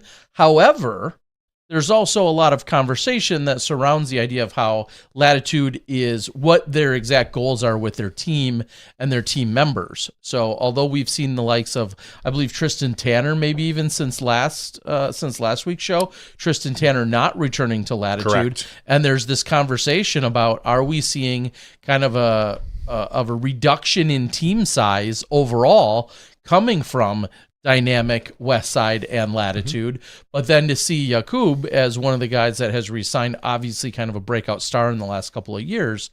But I think a lot of the conversation that circles those sponsorship people are whether they're stateside or whether they're European or not. And so Jakub coming from the Czech Republic, that's why I say maybe less of a surprise to see him re-sign, if any of those potential rumors or philosophy about keeping a very, maybe investing more in a European sense as opposed to a stateside sense. Either way, I think it was just today that it was announced that he has re-signed with Latitude 64. So congratulations to him. All right. And then also Friday, within the news that came out Friday afternoon, it was discussed as to how both the PDGA and the Disc Golf Pro Tour will proceed forward with regard to Natalie Ryan and transgender athletes within the sport. Of course, this has come with many mixed reviews. I feel like it depends on the platform, or obviously even sometimes within the thread that you're in. There was a lot of people very happy, very excited about this. Also, a lot of people very ticked off, very pissed off, and very frustrated with this. I have almost, all I'll say to that is I've almost become completely numb to the situation, only in the sense that everybody has very impassioned and very enthusiastic and impassioned opinions, and I can respect having those.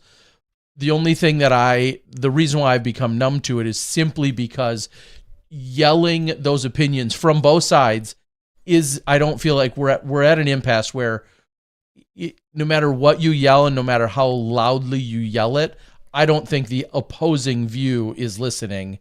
And this is not, obviously, this is has nothing to do with just being a transgender issue. Obviously, I think a lot of... Welcome to our culture. Exactly. Culture and politics in general boil down to that. That's why I say, like, it's actually become easier for me to scroll right past. It's not to say I don't care.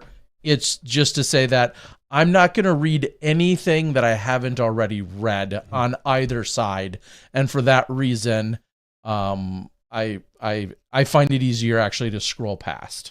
Yeah, I'll be curious to see if and what at all, if there's any fallout from a grand scheme of people. As you said, everyone kind of has an opinion. You hear everyone be like, oh, we're leaving the PDGA now, or you've got the other side. They're like, that's great. I'm signing up for the PDGA because I left them after the original decision. I'm curious to see where, in general, everything tends to fall. the big change, so to speak, with the PDGA, and you can search it right on their website, it says altering Section C of the policy by striking the following language, more or less the transition prior to puberty. So while you still have to have had 2 years of the nanimal levels at a specific level, and forgive me, I know it's been a while since we've talked about this, so some of it's starting to slip. The actual, before it was you had to transition prior to puberty, and that has been struck. I know the PDGA did settle their lawsuit with Natalie Ryan, and I believe this was part of the settlement, is what, I don't know this officially, but this is what kind of you can assume based on what is. The PDGA also announced that, they're just not set to fight this financially. It's costing membership money. And there are some people who think that this is a perfect use for membership money to fight it. There are others who think, you know what, let's leave that to maybe some bigger pockets. Let's use the PDGA money that we have coming in from members to do more disc golf related things as opposed to fighting pro or con of this. So we understand where everybody comes from, a different side, but this update does go into effect January 1st of 2024. The only difference between the PDGA and the DGPT restriction is the DGPT has set a restriction that says you need to have had surgery. You need to have had the surgery in order to compete. It isn't just the same as the PDGA. You actually had to have had gender-affirming surgery in order to be eligible for the DGPT. So there is a little bit stricter policy for DGPT on this. That's, I think, really the only difference. And I say only, it's probably a very big difference to whomever it is, but I'm saying only in the fact that it feels like only one thing, not the size of or scale of that one thing. All right. Well, that's the news, and that's where we'll continue to see.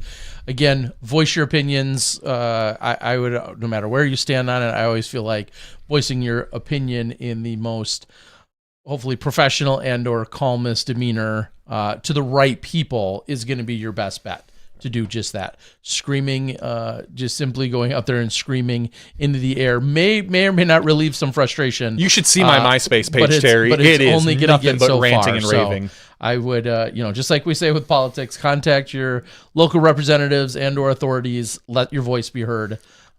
That's what I would recommend. I think that's going to be the most productive way to move forward. And then still realize whatever happens may or may not fall within what you want or expect. My Friendster page is lit up right now. It probably is wild. I can see that. So my Google circles. That is where that stands. And I'm going to follow along as we're talking about different things seen on the internet. Tim Quartz on the board had asked if the Ken Climo Twitter account or X account it's not real.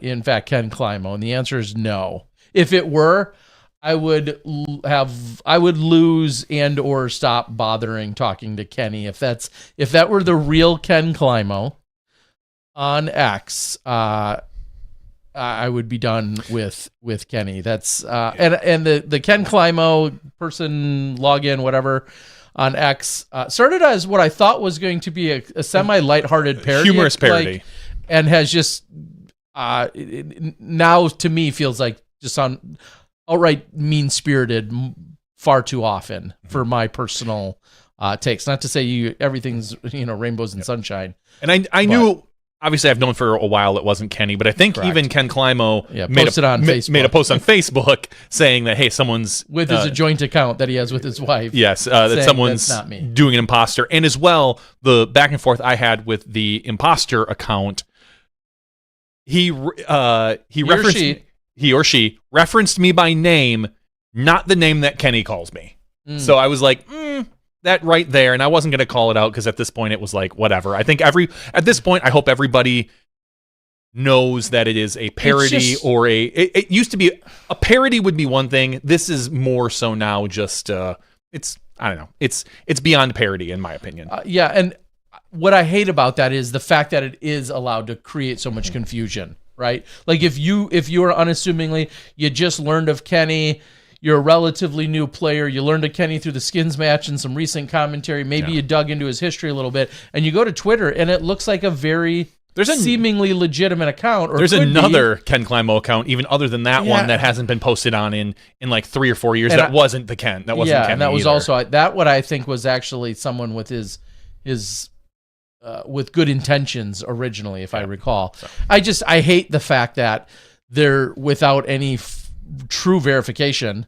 It's fair that someone wouldn't know. And talk about dragging Kenny's name through the mud then. If you're going to make a bunch of posts that look like they're really coming from him, and there's no way for the just kind of light user to actually distinguish if it's him or not. And I think that's terrible. I don't love that.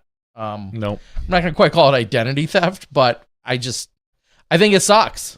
I really do. It does. It does. On some brighter news, the other thing that was announced last Thursday was the PDGA acquiring our friends Statmando. Yeah, they own them. Yeah, they own them. I mean, they're just basically like employees now. So, yes, the PDGA acquired Statmando. That includes the technology behind Statmando, the 3 primary employees of Statmando. They are now PDGA employees. I think there's a little history on the PDGA page. I talked to Dion on the side and said, we'd love to have on at some point. There's Dion, there's Evan, and then there's Hans. All of which, I think Hans is mostly the brains behind the website itself, like the development of the website. My understanding is Evan is kind of diving into that a little bit as well, but Evan is a little bit more on the stats. And Dion is kind of the project leader of this, and kind of more so, I don't want to say directing, but kind of steering the ship a little bit more so. But because Dion, I believe, is now some sort of director of this particular avenue for the PDGA. So upon talking to him, I'll have to get a little bit more. And I know there's going to be a little bit of period of time of, coming into the PDGA, learning the culture, getting everything organized as far as how I want. I know that with talking to Dion, that Steve Gans is his direct boss. And so Steve is... What? What are you giving that look for? That's on... Steve, yeah, the guy we've known for 20 years and has been really great to us. So I couldn't be happier for the guys at Statmando. I don't know if this is what they had their eyes on when they started up Statmando, but I think it's a really good position to be in. I honestly kind of thought the Statmando was going to kind of get folded into the DGPT at some point. That was kind of my idea. Maybe I was like, that would be a good fit for them because they focus primarily on the pros. But what this will do is this will allow the PDGA to really look at the stats much deeper and have more bodies behind the keyboards and give it to everybody, not just the pros. So you'll hopefully in the future we'll be able to see a lot of the stuff that Statmando has for the entire PDGA base, and I'm excited for that. I can't wait till we have more stats to back up or debunk the term sandbagging. Like that should be project, top priority number 1. I'm sure that's what they're going to be focused on. Define a sandbagger. I'm just kidding. Yeah, congratulations to them. It poses a couple of questions and a couple other thoughts. One, we're talking about numbers and stats and a lot of data and analysis and things that kind of all break down. And we've seen the advancement of the PDGA live scoring. We see that at our majors. Some have said, why don't we have UDisc at some of our we'll say other majors that aren't necessarily pros? UDisc obviously has been really focused on the courses and all the stuff that they do with the courses, including a ton of new things that we just highlighted a few weeks ago. And B, we've seen them, tied together and really help revolutionize all of the scoring that we saw with the Disc Golf Pro Tour. I guess the question that I think is a fair one that gets asked is there enough room and need for more data analysis type people, depending on what their intended outcomes are? Is Statmando, where's their overlap? Now, clearly Statmando isn't creating any kind of scoring app or isn't doing any kind of scoring. They look at scores that are inputted, in which something that UDisc has been doing very well for a number of years. So I'm not claiming they're the same, but you have to wonder, where is their overlap? Where is with the PDGA? Well, with with the PDGA, and then also, but more so, I just think overall within our disc golf culture is, where is some of that overlap? What's needed? What's not? And who's ultimately the end user, and who's focused on whom, right? Like you said it earlier, Statmando was providing a ton of great statistics into my ear, along with a number of other people on the which Disc they will Golf continue Network, to do. which they'll continue to do.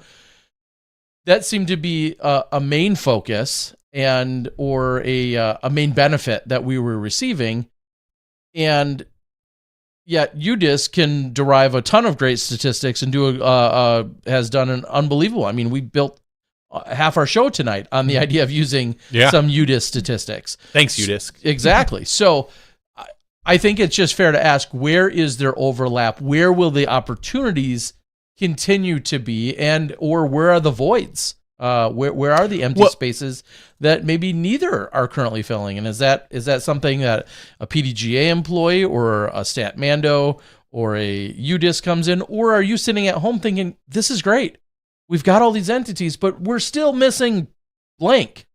Well, I think it might be that solution. It's kind of cool. If it's data related or statistics related, we'll say, and you feel like we're missing it, I would say reach out to the guys at Statmando. I think they are in the best position to do that. And I think this will also help benefit PDGA members, because if I had to take a wild guess, these statistics mostly will probably be behind your membership paywall, especially for the non-touring pros. Maybe the touring pros, we see some of this be public in front of the paywall, so to speak. But I'm willing to bet that if we'll just say in 5 years, when a lot of this gets rolled out and we start to see, you want to look at the stats of, you click, I want to see stats of Johnny versus Terry over the last 15 years. And I'm guessing that stuff for your average player, so to speak, is going to be part of your benefits of being a PDGA member. Now, what I will say is UDisc obviously has their statistics for the Pro Tour. And they have access to certain stats that we just don't have access to publicly. All that C1, CX stuff that Statmando even doesn't have access to.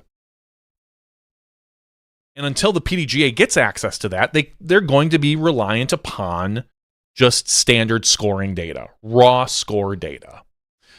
I think that there's definitely a position for both companies at this point. That we're still gonna see Statmando focus on the statistics of PDGA members within the reason of what they have. Because, like I said, we all know no one's going to be able to find out your C2 stats, Terry, because there's no way to collect them right now. Other than what I submit. Other than what you submit to UDisc. What I put in my vlog. That's right, what you put in your vlog. No edits. You put in There's your a reason I'm 90% from C2. So I see a good avenue for a lot of different companies right now, and I'm really excited for the future of data analysis with the PDGA now that Statmando is on board. Yeah. And then I guess my last point to all of that, I'd reiterate. If there's something you're skilled in and it maybe doesn't align with something that's already happening, there's no reason for you not to pursue it. Keep pushing forward.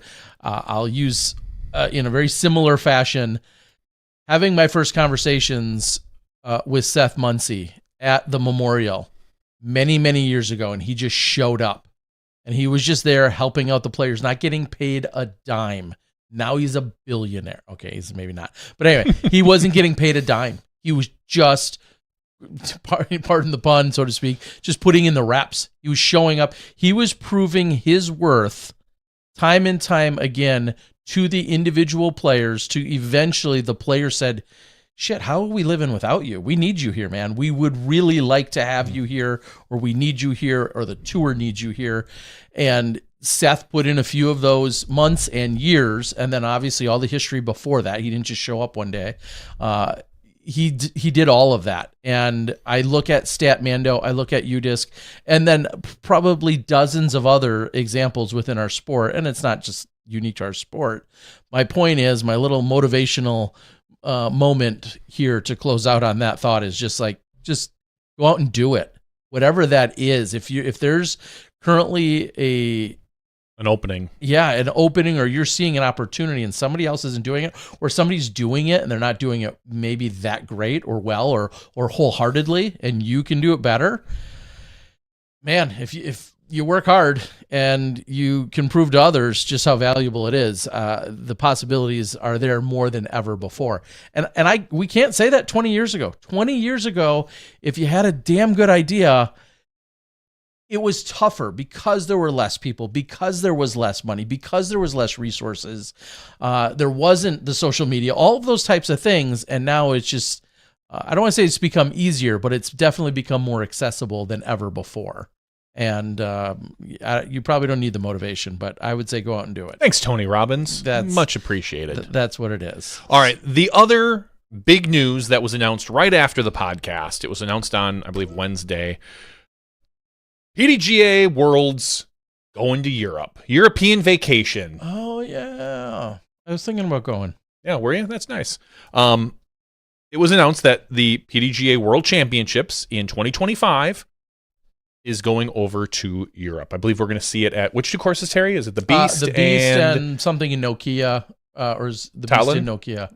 No, Tallinn's in Estonia. Tallinn's in Estonia. That's where the big European event is going to be next year, because it's going to be there are two big events in 2025 in Europe, and it's Tallinn. Yeah, is going to be the other one. Tallinn is where they'll make what I believe is this year was the European Disc Golf Championships was held in Estonia.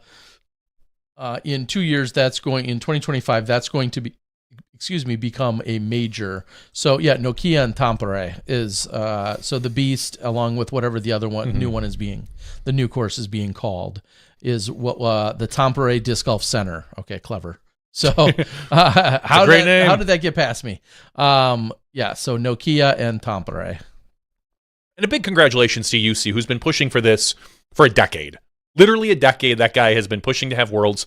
And if you are a strict follower of Smashbox, the last time we had the PDGA on, a rep, he made a very big hint that we would see Worlds in Europe very soon. And this was He didn't say which Worlds. Nope, he didn't. Meaning it could have been an age-protected or an amateur, but I just don't see that happening. I think, me personally, knowing that Pro Worlds was the first one that was going to go over. It just makes the most sense because the other divisions are very, very heavily U.S. related. And I know there are AMs over in Europe and everything, but I think it's going to be quite a few more years before we see an AM Worlds over there. I would guess at least what about a Masters Worlds? Probably even longer. I think we're better likely to see AM Worlds than a Masters Worlds, just because the size of the divisions. So anyway, Pro Worlds over in Europe. Congratulations to UC. There were apparently 4 bids for it, and UC got it. You can't argue with the results he's been putting out for tournaments, running the European Open for many years. He's done a phenomenal job. So we're gonna see Worlds in Europe, and all I can say is that I can't believe they're taking Worlds away from the United States. It's We're not letting it belongs.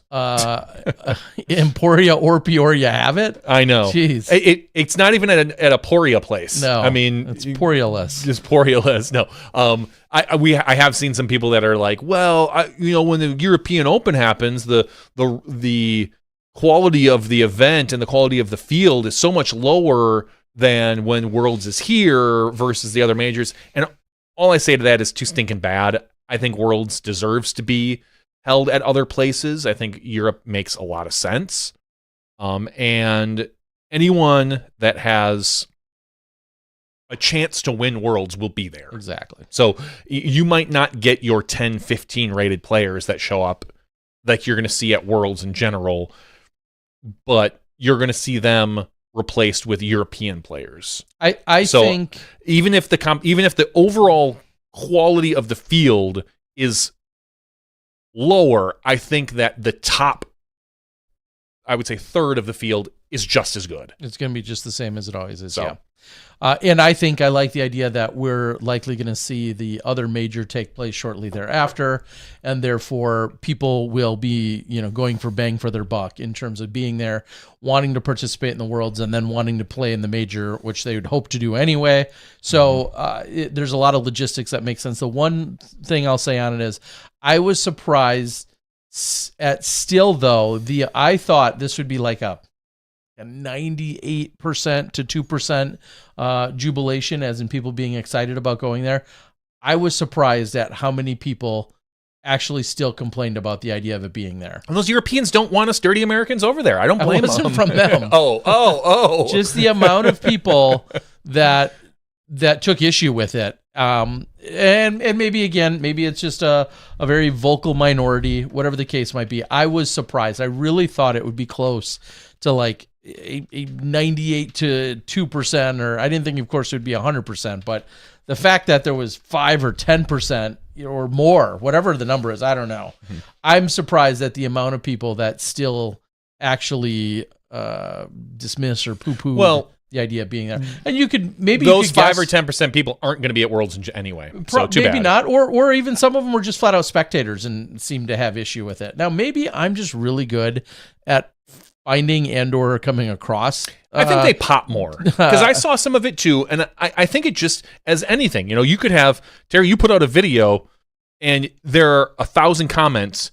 For whatever reason, you're going to find the 2 of them that are just somebody being a anti or pointing out the mistakes or the flaws or whatever, and are just not friendly.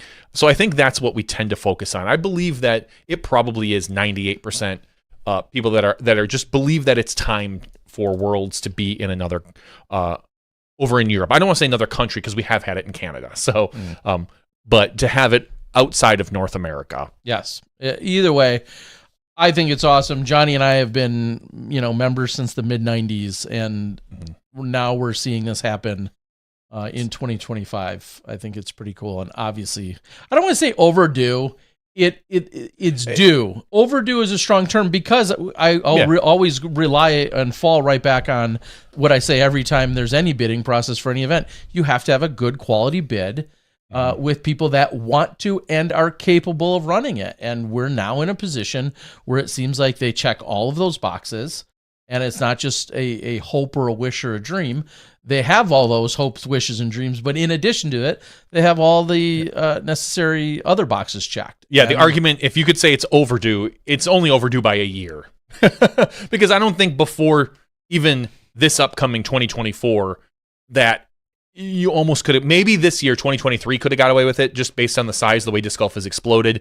Before that, I don't really believe that it was as realistic to get players, as many players needed overseas that qualify, because like it or not, the United States has a higher percentage of top players. Correct. Like your 1050 through 1030 players that are really truly have a chance to win Worlds. So it makes sense. But now we're seeing the growth in Europe, and on top of that, we're seeing the capabilities of those players to be able to travel to Europe because the money is there. And you might not make a ton of cash if you go there and you take 8th or 10th at Worlds, but you're not losing a lot of money like you probably would have been 3, 4, 5 years ago. So I think that the timing is pretty close to right on. And I'm happy to see it. I am as well. So now we're seeing a few more comments come in from the board. Buzz Swan says, finally, Worlds outside of North America. Correct. And then also somebody said, Christian says, cheers from Germany, and also said that there's many Europeans that are very excited about it. And completely understood and That's looking great. forward to it. Ray also says some players with criminal records can't go probably. Don't have a criminal record then. Yeah, I was going to say, I don't, does that suck for them? Of course it does. For whomever that might apply to. It sucks for them. Should that be of any real concern for us as a professional sport? No. They may have made a mistake and paid the price for it and everything else, but if that leaves a permanent restriction on them for whatever reason, if that's part of the overall system, you can feel bad for them. Great. Sure. But I mean, I don't think in any way, shape, or form should we be holding back the others and the sport because of what might hinder a couple of people. That doesn't. It's funny that thought didn't even cross my mind. No, nor did it cross my mind. Well, I guess we should probably get in more trouble then.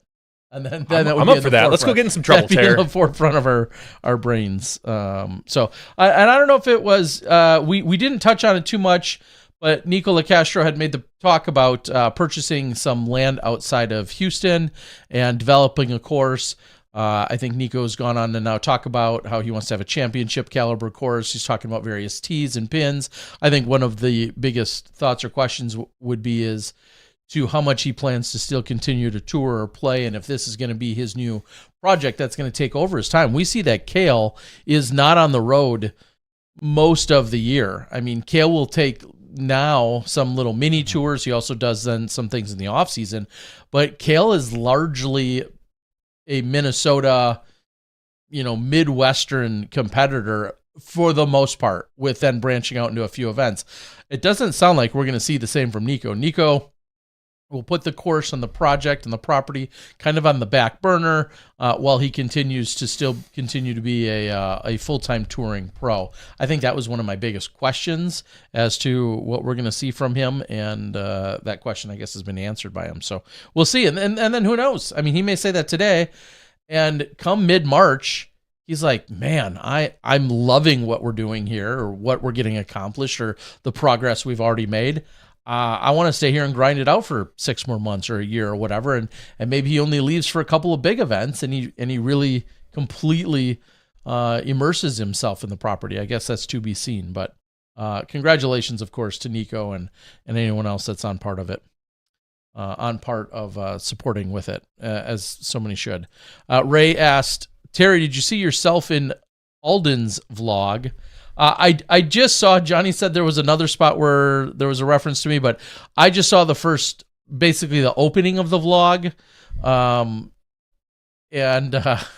I'll say this, for anyone that says, oh, I go too soft on some of our players, I think there's a little bit of a clarification that I certainly didn't there. I wasn't even giving him a hard time about his timeliness. No, actually it was Sexton that made the comment, because you had said something about, in the vlog, you see Gannon throw. It looked like an early release into some trees. Yep.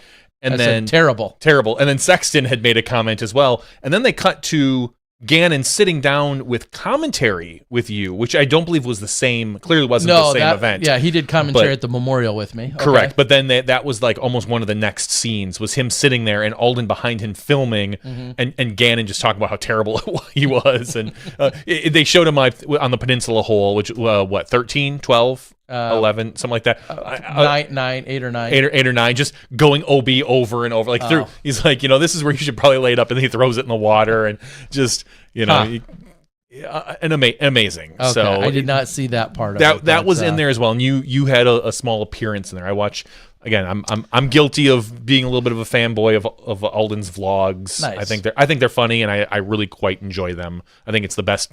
Personally, I think it's the best content disc golf content out on YouTube right now. Okay, and speaking of disc golf content, one of the things I made an attempt at, because it was right there in front of me, so I decided to dive into it. Today, I cut down Anthony Barella's best round of the year. I happen to have recorded it. What DGPT event was that, Terry? Oh, wait, but it wasn't. Oh! No, I recorded, actually, I don't even think I hit the record buttons, but it was my channel. We had captured Anthony Barella's second round of the Memorial. Spoiler alert, he had a bogey and still shot 15 under. Shot 15 under, ended up being a 1095 rated round. This was back in March. And so what I did for only like the 8th or 9th time on my channel, I just trimmed it to just his shots. And instead of being a 30-some minute video, 60-some minutes for a full 18, it was 11 minutes, almost on the dot. 11 minutes, nothing but AB shots, him shooting a 15 under. And as of tonight, a few, I don't know, 10 hours after releasing it, it seems to be doing all right in terms of viewership. And my whole point of bringing it up was, besides the self-plug, was is if you guys like that. If it's iconic rounds, or if it's their best rated round, or one of their top 3 or 4 or 5 rated rounds of the season. Like, if I have that, would you like to see it again with just their shots? There's no commentary. It's just the play, and they're probably all going to be about, if I had to guess, somewhere between 10 and 12 minutes long. I would be curious to know if more people would like that. I don't know the type of results that you're going to get from the Anthony Barella one, but I know I have personally told you for years that I think we should be seeing more individual player rounds. They don't even have to be record-breaking. I would say, and it's hard to qualify a great round. If you have 4 guys and they're on the second card and you see somebody shoot a great round, 1070, a 1080, whatever that is, I would love to see more of those broken out. I had not to Martin Luther King this, but I had a dream when I was doing a lot of the live stuff. I wanted to see take the back end of the disc golf network. I had originally wanted, my vision, I think I told this to Steve Dodge back in the day, was that I wanted to see almost every single round broken out by individual.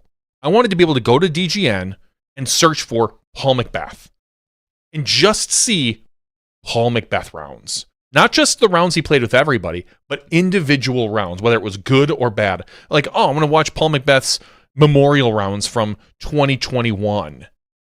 Okay.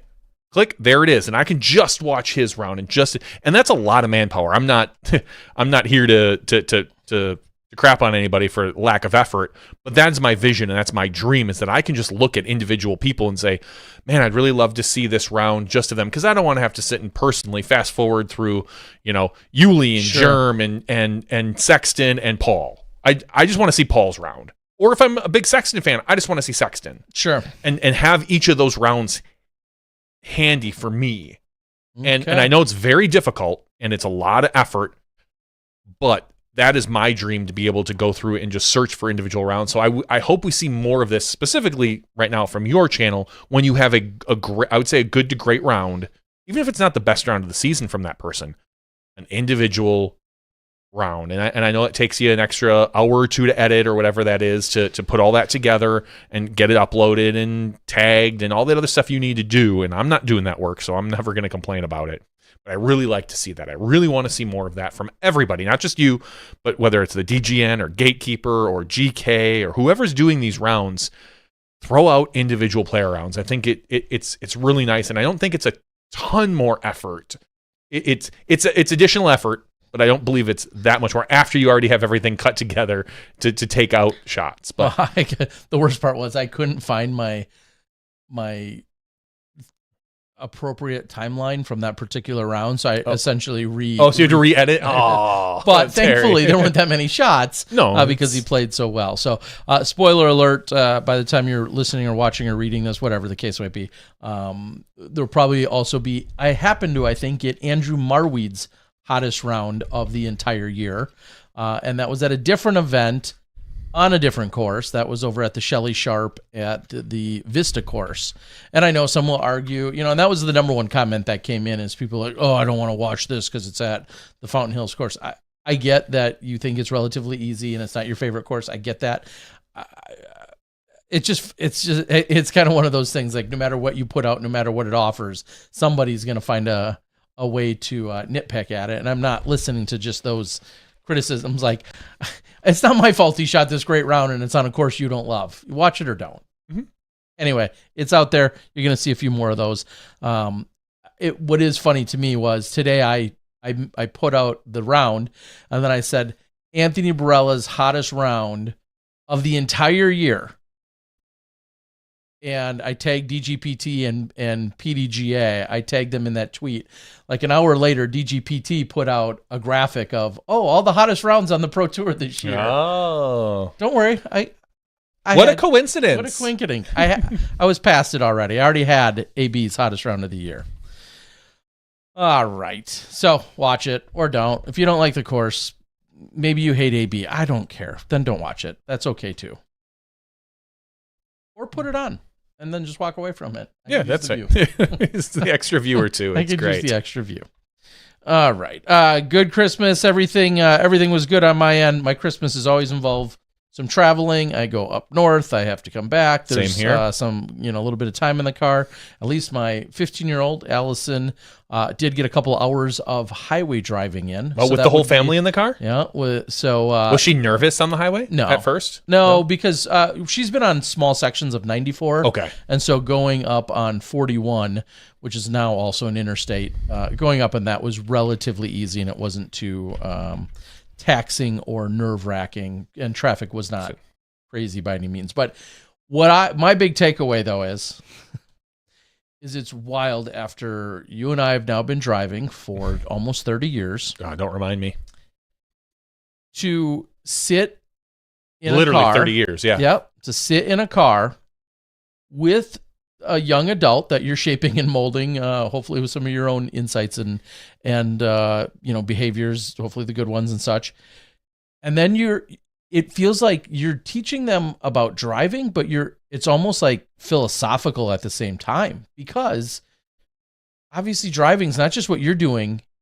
It's so much of you're reacting and or thinking about what maybe someone else is either doing or about to do, or what they're thinking. So to be in the car and to be in the left lane and doing 80 in a 70 or doing 78 in a 70, but she's in the left lane and isn't quite actively passing at that exact moment. And I said, yeah, there's a car. I said this to her. I said, there's a car on your ass and they're pissed off wondering why you're not moving over. Like like constantly trying to help explain kind of the whole philosophy, and then just thinking about, it's wild. Where do you hide your open intoxicant? Yeah, exactly. You We have had to that talk. You have to know, like, if the popo was on your ass, you can't throw it out the window because they're going to see that. And So at what point do you say you just want to talk to your lawyer? And That's what point right. do you say you just want to call daddy? No, it's again, it's so. I guess I'll say it's like the X's and O's of the driving, but then it's so much more about philosophy of just all everything, these just other vision, people. just watching everything. Yeah, and just and then she's like, I don't get why so and so is doing this or doing that. And it's like, well, sometimes people are also just assholes. Like, and this is happening, or that person cut that corner way too short and it made you feel uncomfortable, even though you're right where you should be. And like, just kind of working through all those emotions that we all take for granted after driving for 30 years.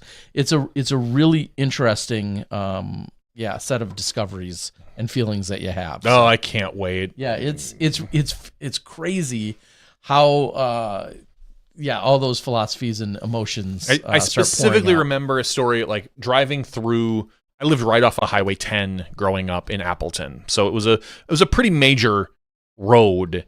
It was a highway basically. It was a 2-lane, four lane, I guess, in there some spots highway, and we lived right off of it. So coming in and out of that particular of our driveway was rarely easy. Because you'd have to stop, and then you'd have to kind of keep an eye behind you, hope that someone wasn't going to rear end you as you made it, if you had to make a right turn and cross traffic, or you had to slow down and make a left turn, and understand that suddenly you're for whatever reason, people are like, why are you putting a blinker on here when you're on the highway? It's like, because I live right here. But I remember driving with my dad before I had my license, and it was a really sunny day, and we're driving through Little Chute, and I had driven through a green light. And he stopped and yelled at me. He's like, do you see what you just did? And I was like, what did I do? He's like, you just drove right through that light. I'm like, I think it was green. He's like, do you know it was green? I'm like, well, it was hard to see because of the sun. And he's like, are you sure it wasn't red? And I'm like, I guess I'm not 100% sure. It was green when I was coming up to it, but then sure enough, I literally couldn't see it. And he's like, well, it was green, but it could have been red. Yeah, it's not fair. I know it wasn't fair, but it made you me. could have got us killed if a car T-boned us right there too. Like, Yeah, 100%. But it's something I remembered, and I remember ever since then looking at those lights that are up above because the sun was right behind it. Like there was no way you could see it. Like almost for half a block, you couldn't see what color the light was, just based on the way the light was. But this is before LED lights and everything, and it stuck with me forever. I still second guess if you're at a green or red light. to just double check that the lights are and slow down, even if it's a green light, to slow down just to make sure other people can see and whatnot. Like, there's so much to it. And I don't know, again, I don't know why that particular moment stuck with me, just because it wasn't fair maybe, but thinking like, oh yeah, I really couldn't see the light. I just knew it was green because it was green as I was coming up to it like 8 seconds ago. And all that, which is funny because this weekend I drove through that exact same intersection on my way to and you're like, oh damn, my sister's house for Christmas. Which is also funny because at one point we were coming up to an intersection, and it was red. It had just turned red, and it's 2 lanes of turn lanes, and a guy in a white minivan goes out from a car that's sitting there at the red light, goes out around it, goes into the other lane, then burns through the red light and burns through the turn, and then continues and zips off. And she's like, what just happened? I'm like, complete idiot, like illegal times 1,000, like everything wrong about what you should be doing. Like he had to swerve around a car to get into another lane to then go through a red light. I'm like, and that's when I said, like, those are the crazy things you just always have to be. Sometimes people are in a hurry, Terry. Keep your eyes open for, because even if you're doing everything legally, in your case, somebody else might not be, and you don't want to end up getting hit by that person. Like, yeah, we saw someone wild almost hit. There was an off ramp, and someone was in the right lane, and I think they were trapped because they couldn't get they couldn't turn left, so they sped up, and they couldn't have missed it by more than 8 feet. The protective aluminum guardrails from the off ramp to the highway, because they went from the right lane, cut in front of the car in front of us, all the way over to the left lane at the very last minute. Like, they looked like they were. I didn't think they were going to make it. I thought they were going to clip that highway, that aluminum highway protector, and crumple it up. But that was. I think that was on Saturday when we were driving up north, because I was a ways back, but I kind of panicked and tapped the brake a little bit, like, well, what the hell's that guy doing? So good stuff. Good luck. Everything else was good. Like I said, it was. Did you get any good gifts? Anything that was like, oh, I could use that. That's cool. A new backpack for travels. Okay. So and funny, I didn't bring it tonight. I didn't load it up yet. I didn't transfer all my stuff over. That's a day in of itself. Yeah, a new computer backpack that has just a lot more compartments. It's going to be about the same size, which is about the max size you could possibly have anyway, but some new compartments and whatnot. Maybe I could be a little bit more organized, which I won't be, but I'd like to be. It'll start that way, but within 2 months. And then also some I asked for some walkie-talkies, so there might be a chance to... is that for filming? Yeah, for filming, in hopes of having a walkie-talkie with me, and potentially... And it might not just be a catch camera, man. It could be someone else on another card. Sure. Obviously, there's phones and texting, and that's all still going to continue to be a possibility. But if the walkie-talkie solution ends up being logical, I may go that route as well. So that was about it. Anything crazy for you? You were dying to have that you're so happy that you finally got? No, nothing like that. My mother-in-law was upset that I didn't give her like a list of gifts, because at this point it's saying I got this nice sweatshirt that's super like thick and fuzzy that I'm wearing right now, which I think I'm going to end up kind of living in for during the winter months, just because I prefer not to wear a jacket if I don't have to when I'm going in and out. And I'm not outside very often. I only have to go outside to get to my garage. We don't have the garage is connected, but the way to get into it is not. So I have to walk outside for like all of 8 feet. And then I get in my cold garage, which isn't a heated garage. I go to work, and thankfully I have underground parking, so I'm not outside very often. But if I have to fill up the car or whatnot, I just don't love always putting on a jacket. So I'll probably live in this. Other than that, we just got a couple games for the family and gift cards and the normal stuff that I'm going to be able to spend money on. Speaking of Christmas, or whatever holidays you're celebrating, we wish you all the best. I saw that, of course, I think we all saw that Scott Stokely again doing his holiday gathering. I was not in any way part of it. I couldn't be. Either as a guest or as a viewer. So I'm curious if any of you on our board were able to take it in. He had like 4 hours of guests lined up. Yeah. Is what I saw, with a ton of top level celebrities and talent within our disc golf field. So hopefully you guys took that in, and I assume it was a good time. And big shout out to Scott for doing that, as we all know. It's like his fourth year in a row. Not everyone always great. has the opportunity to either travel or be with loved ones, and so to have our disc golf community be able to dial into them for a little while, hopefully was a good time for everybody. That's about it on that front, and I locally thought I was likely going to do a flex start on New Year's Eve day on the 31st, and it doesn't look, as of right now, like that's going to actually unfold. But we're still waiting. Fingers crossed. Another cool thing that I'm doing tomorrow and or the next day is planning to visit the course that I'm working on in southeastern Wisconsin. It's been a long work in progress, and now they're talking about cutting trees and getting the small stuff out of the way in a few weeks. So that means myself and a couple others may be heading down to the village of Salem Lakes to mark some final trees that will actually get taken out by the contractors. So that's really exciting because we're seeing like hardcore official earth moving development type stuff. Which literal earth moving, yes, not just exactly, not not figuratively. So that means that a course installation and playable, it will be likely here by 2024. And like a lot of projects, it was all hot and heavy to start. Then there was some drama within the community or the board or some other stuff, and things slowed down or transitions, all that other stuff. And now it seems to be back on the front burner. And so that makes it very exciting. So a lot of Midwestern listeners and people have been asking about that property. Looking forward to that actually unfolding and taking place. So hopefully we're going to see a course installed sometime in 2024. I'd be surprised if somehow that didn't happen. Ace Run Productions out there on the board. Hope you're doing well. Probably Felix and Conrad. And I'm sure those guys are continuing to load up a ton of content for you guys. I'm sure they have a backlog of content that was gathered throughout the year that will probably continue to unfold and get released on their pages. So, Ace Run, hope you're well.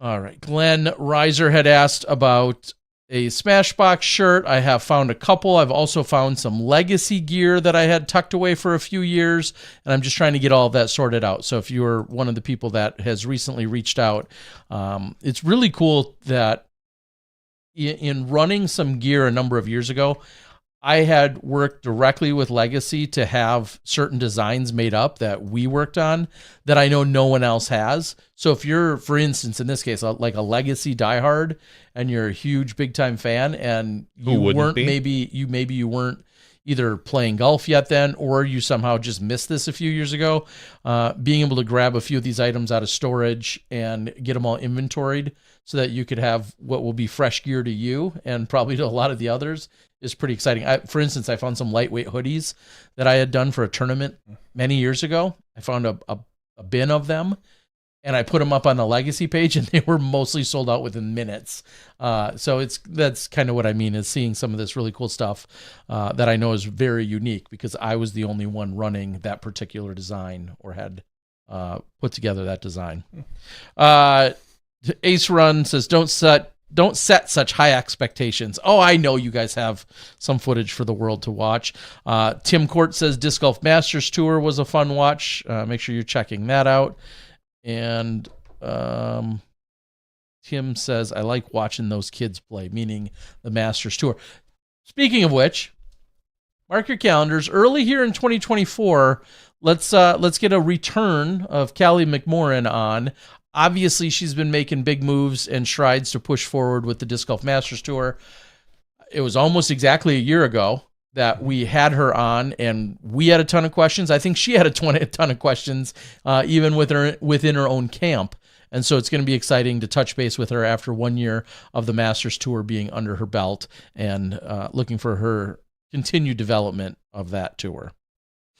I'm relatively caught up on quite a few Smashy giveaways. Good. If not, if you're still missing something, make sure that you reach out to me. I'm probably waiting on an address and or a preference from you, most likely. So, but reach out. If you've ever heard your name called or didn't get something yet, make sure you reach out to me ASAP and let's get you all squared away especially before I take a nice long Southeastern Asia trip. But Terry, how do they become eligible for these Well, giveaways? there's an easy way to do that, folks, and that's to go to patreon.com/SmashboxTV. Patreon.com/SmashboxTV. There's a number of individual levels in which you can support us at, and if you support us at as little as $1 a month, you become eligible every single week to win something right here on our show.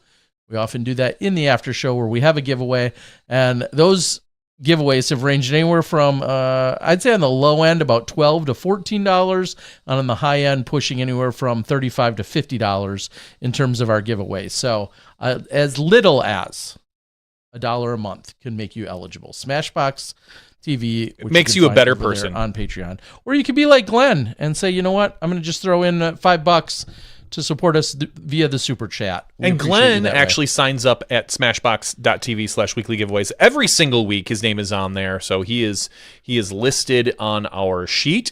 Speaking of our sheet, I have everybody that's in there, including from that list. There's 135 people eligible for our giveaway this week, and I have sorted it by mailing address, which means that if you have a mailing address, you're up at the top of the list. And those are like, the first, I would say, 70, 80, 90 people. And then everyone else is sorted, I believe, just randomly based on whatever Google Sheets wanted to sort you in. But we have 135 people eligible for our giveaway tonight. Terry, we need to give something away. So why don't you figure out how many numbers we're going to draw? I think we're here at the end of the year. It's going to be our last one. We're in episode 486's after show. We're gonna go to 488, starting up, or maybe the main show. Who knows? Oh yeah, or the main show, depending on how you want to look at it. I think we go big. We go one first. The first one. First one drawn will be our winner tonight here on random.org.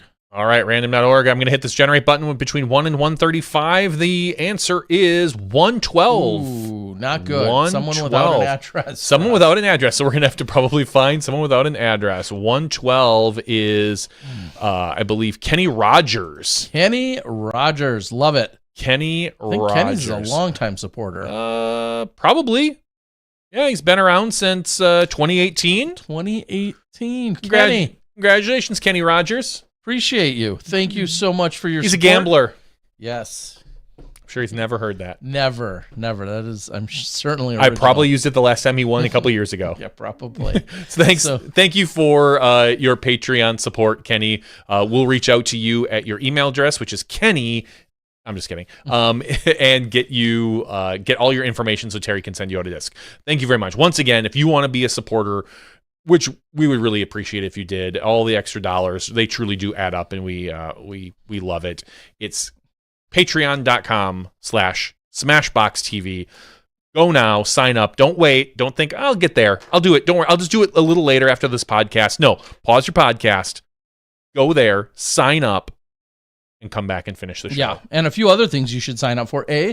Start thinking about getting your PDJ membership renewed if that's something you want to do, and if you're going to support after your Patreon supported. If you're going to be part of it, I would get it renewed, because a lot of times when you go to sign up for a tournament, it will bump up against the database, and then it'll say, "Oh, it's not," and then it'll charge you the extra $10. Just go renew your membership. If that's what you want to do and you're planning on playing in events, we certainly encourage you to go out and get that taken care of. One more thing, just to have kind of out of the way. And then also I'm looking ahead at some coverage situations. We may see something like Maricopa maybe on the radar for coverage. Also, if you're really trying to get on coverage, your chances might be enhanced if you find yourself in Thailand and you play a good round.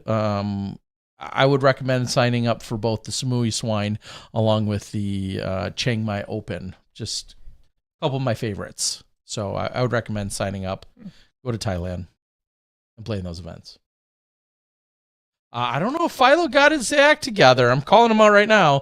Philo Brathwaite, like a 4-ish time champ in Samui. And when I was looking the other day, I sent him a message, said, hey, the Samui Swine is like... Does he plan on going overseas? He plans to go over there for an early tour to like Taiwan or China or something like that. Then he wants to go home and then come back to Samui. We're all about it. What? Yeah, I know. Okay. Get signed up. Philo, I'm calling you out. He is going to Taipei for the 2024 Asia Open. And then he was talking about playing that, and he's like, well, I might go home for a week or two and then head back over and come over to Samui. Great. You've won it like the last 3 years in a row. It'd be silly not to. He hasn't signed up, and that Samui Swine's going to sell out any day now. Come on, man. Get signed up, Philo. That's right. Knurl around your keyboard and sign up. Exactly. Get out of the babushka and sign up. That's right. Tim is renewed. Good to see. Yes, Tom also right there on it. I mean, you can't set up a Kenny Rogers reference and be our age without going to the Gambler. It's like inherently built in. You can't. Can you name another Kenny Rogers song? I don't know if it's the title. I don't know if it's Lucille or the chorus is something along the lines of "You picked a fine time to leave me, Lucille." With 4 hungry children and a crop in the field, you picked a fine time to leave me, Lucille. My mother. It's called Lucille. Yeah, my mother's name was Lucille, and she left my dad, so it hit home.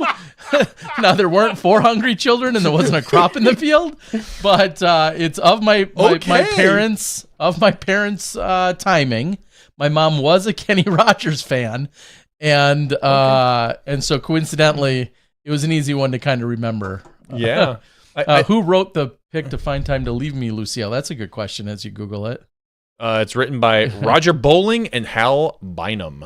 So anyway, the only one I can think of, I believe, and maybe I'm wrong, but I think it's "Islands in the Sea," his duet with Dolly Parton. Okay. I think that was him. Let me tell you this. I would recognize probably another legitimate 10 other Kenny Rogers songs. I would recognize because, again, my mom was a fan, big time fan. She was a bigger fan of Neil Diamond, so I always to this day say, like, I was way on board, way more so than Sweet Caroline before it was, of course, this big, fan. Cultural hit. Yeah, cultural hit. And so it's funny that's all people think or know about Neil Diamond is that that one song when I have a number of his albums and CDs. I think of America. Yeah. Coming to America. Anyway, there's tons of Neil Diamond songs that were besides Sweet Caroline. So it's just kind of funny that that's the one he's become so known for. All right, is there anything else you want to cover? I don't think so. I think we're good to wrap this up, Terry Miller. I think so, too. It's been a fun night. Chatting with Ella Hansen, Holyn Handley, or if you've missed it or haven't seen it yet, some game night action with them. We'll roll into 2024. We're talking about Luque Lorenzen potentially joining us in early 2024. She's going to have an announcement to discuss, and I think we're going to see a lot of other player announcements. Next week should be lit, well. as the children say. Yes, I don't think they say lit anymore, believe it or not. They have to. I say so. Well, I mean, as long as you. Yeah, I you double could checked. Bring it back. I double checked. All the kids say lit. Okay. Tom, Tim, Glenn, all our regulars. Ray is probably out there. Felix and Conrad, probably Felix. So thank all you guys and all of our regulars who stop in and week out. And even if you never chime in on the message board, we appreciate you guys being with us every week on a live show. Oh, here's one more final thought. Oh, since we're closing it out. And maybe it starts next week or maybe it doesn't. But a thought I had the other day. Would it be insane, either for a short period or for a period of a year, to go live at 8 o'clock on Tuesdays? No, I don't think it'd be insane. I'd be up for it. I don't really care. I can't imagine any listeners like, no. 9 o'clock. Maybe some of our West Coast people where it's only 6 o'clock there or 5 o'clock. 6 o'clock. Leave that either in the comments, send us a message, put it on Facebook, Instagram, Twitter, whatever. We've done if you're listening to this otherwise. 8 o'clock show. We rarely, rarely in special occasions.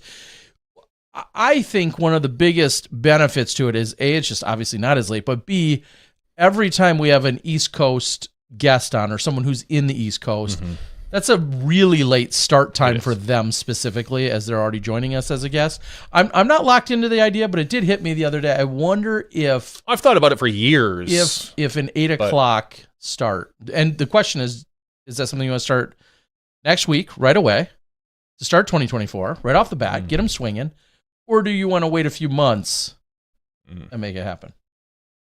Well, if our guest next week is Luque, who's in Europe, we'll have to figure out what the best time for her is. She'd probably want it to be, she'd want us to start at probably 11 o'clock because it'll be they're about 8 hours ahead of us. Sure. And we may or may not have also Bradley Williams to talk next week as well. She told me to throw that in there that he could probably join as well. Off the board, I heard they hang out a lot now. Yes. West Coast here, 7 p.m. versus 6 p.m. works great. East Coaster for 8 p.m. Sorry, exactly. So we're exactly 50-50 on our two pieces of feedback so far. Yeah, leave a comment in the video. Leave a message. If you want to email me at john@smashbox.tv, you can do that as well. Or feel impassioned, yeah. Yeah, or like I said, leave a comment on the YouTube video. Any way you want to get a hold of us. I'd be curious to know if there's a strong opinion, or if everyone's like, meh, doesn't matter, and then we just move it up to 8 and maybe see how it goes for a year or 6 months. I mean, we don't have to lock into it, but I think it might be smarter. I wouldn't be opposed to it. I could also see there being maybe, you do it, and this would maybe be confusing. You do it at 9 o'clock up until like June, and then June, because when we start to get back over to the East Coast or something. I know we're starting there this year, but again, from my perspective, I'm not opposed to it because Tuesday nights I have set aside for us. So for you and me, great. Islands in the stream. It'll be 8 o'clock in some time zone next week. I'll tell you that. I don't know if it'll be central or not.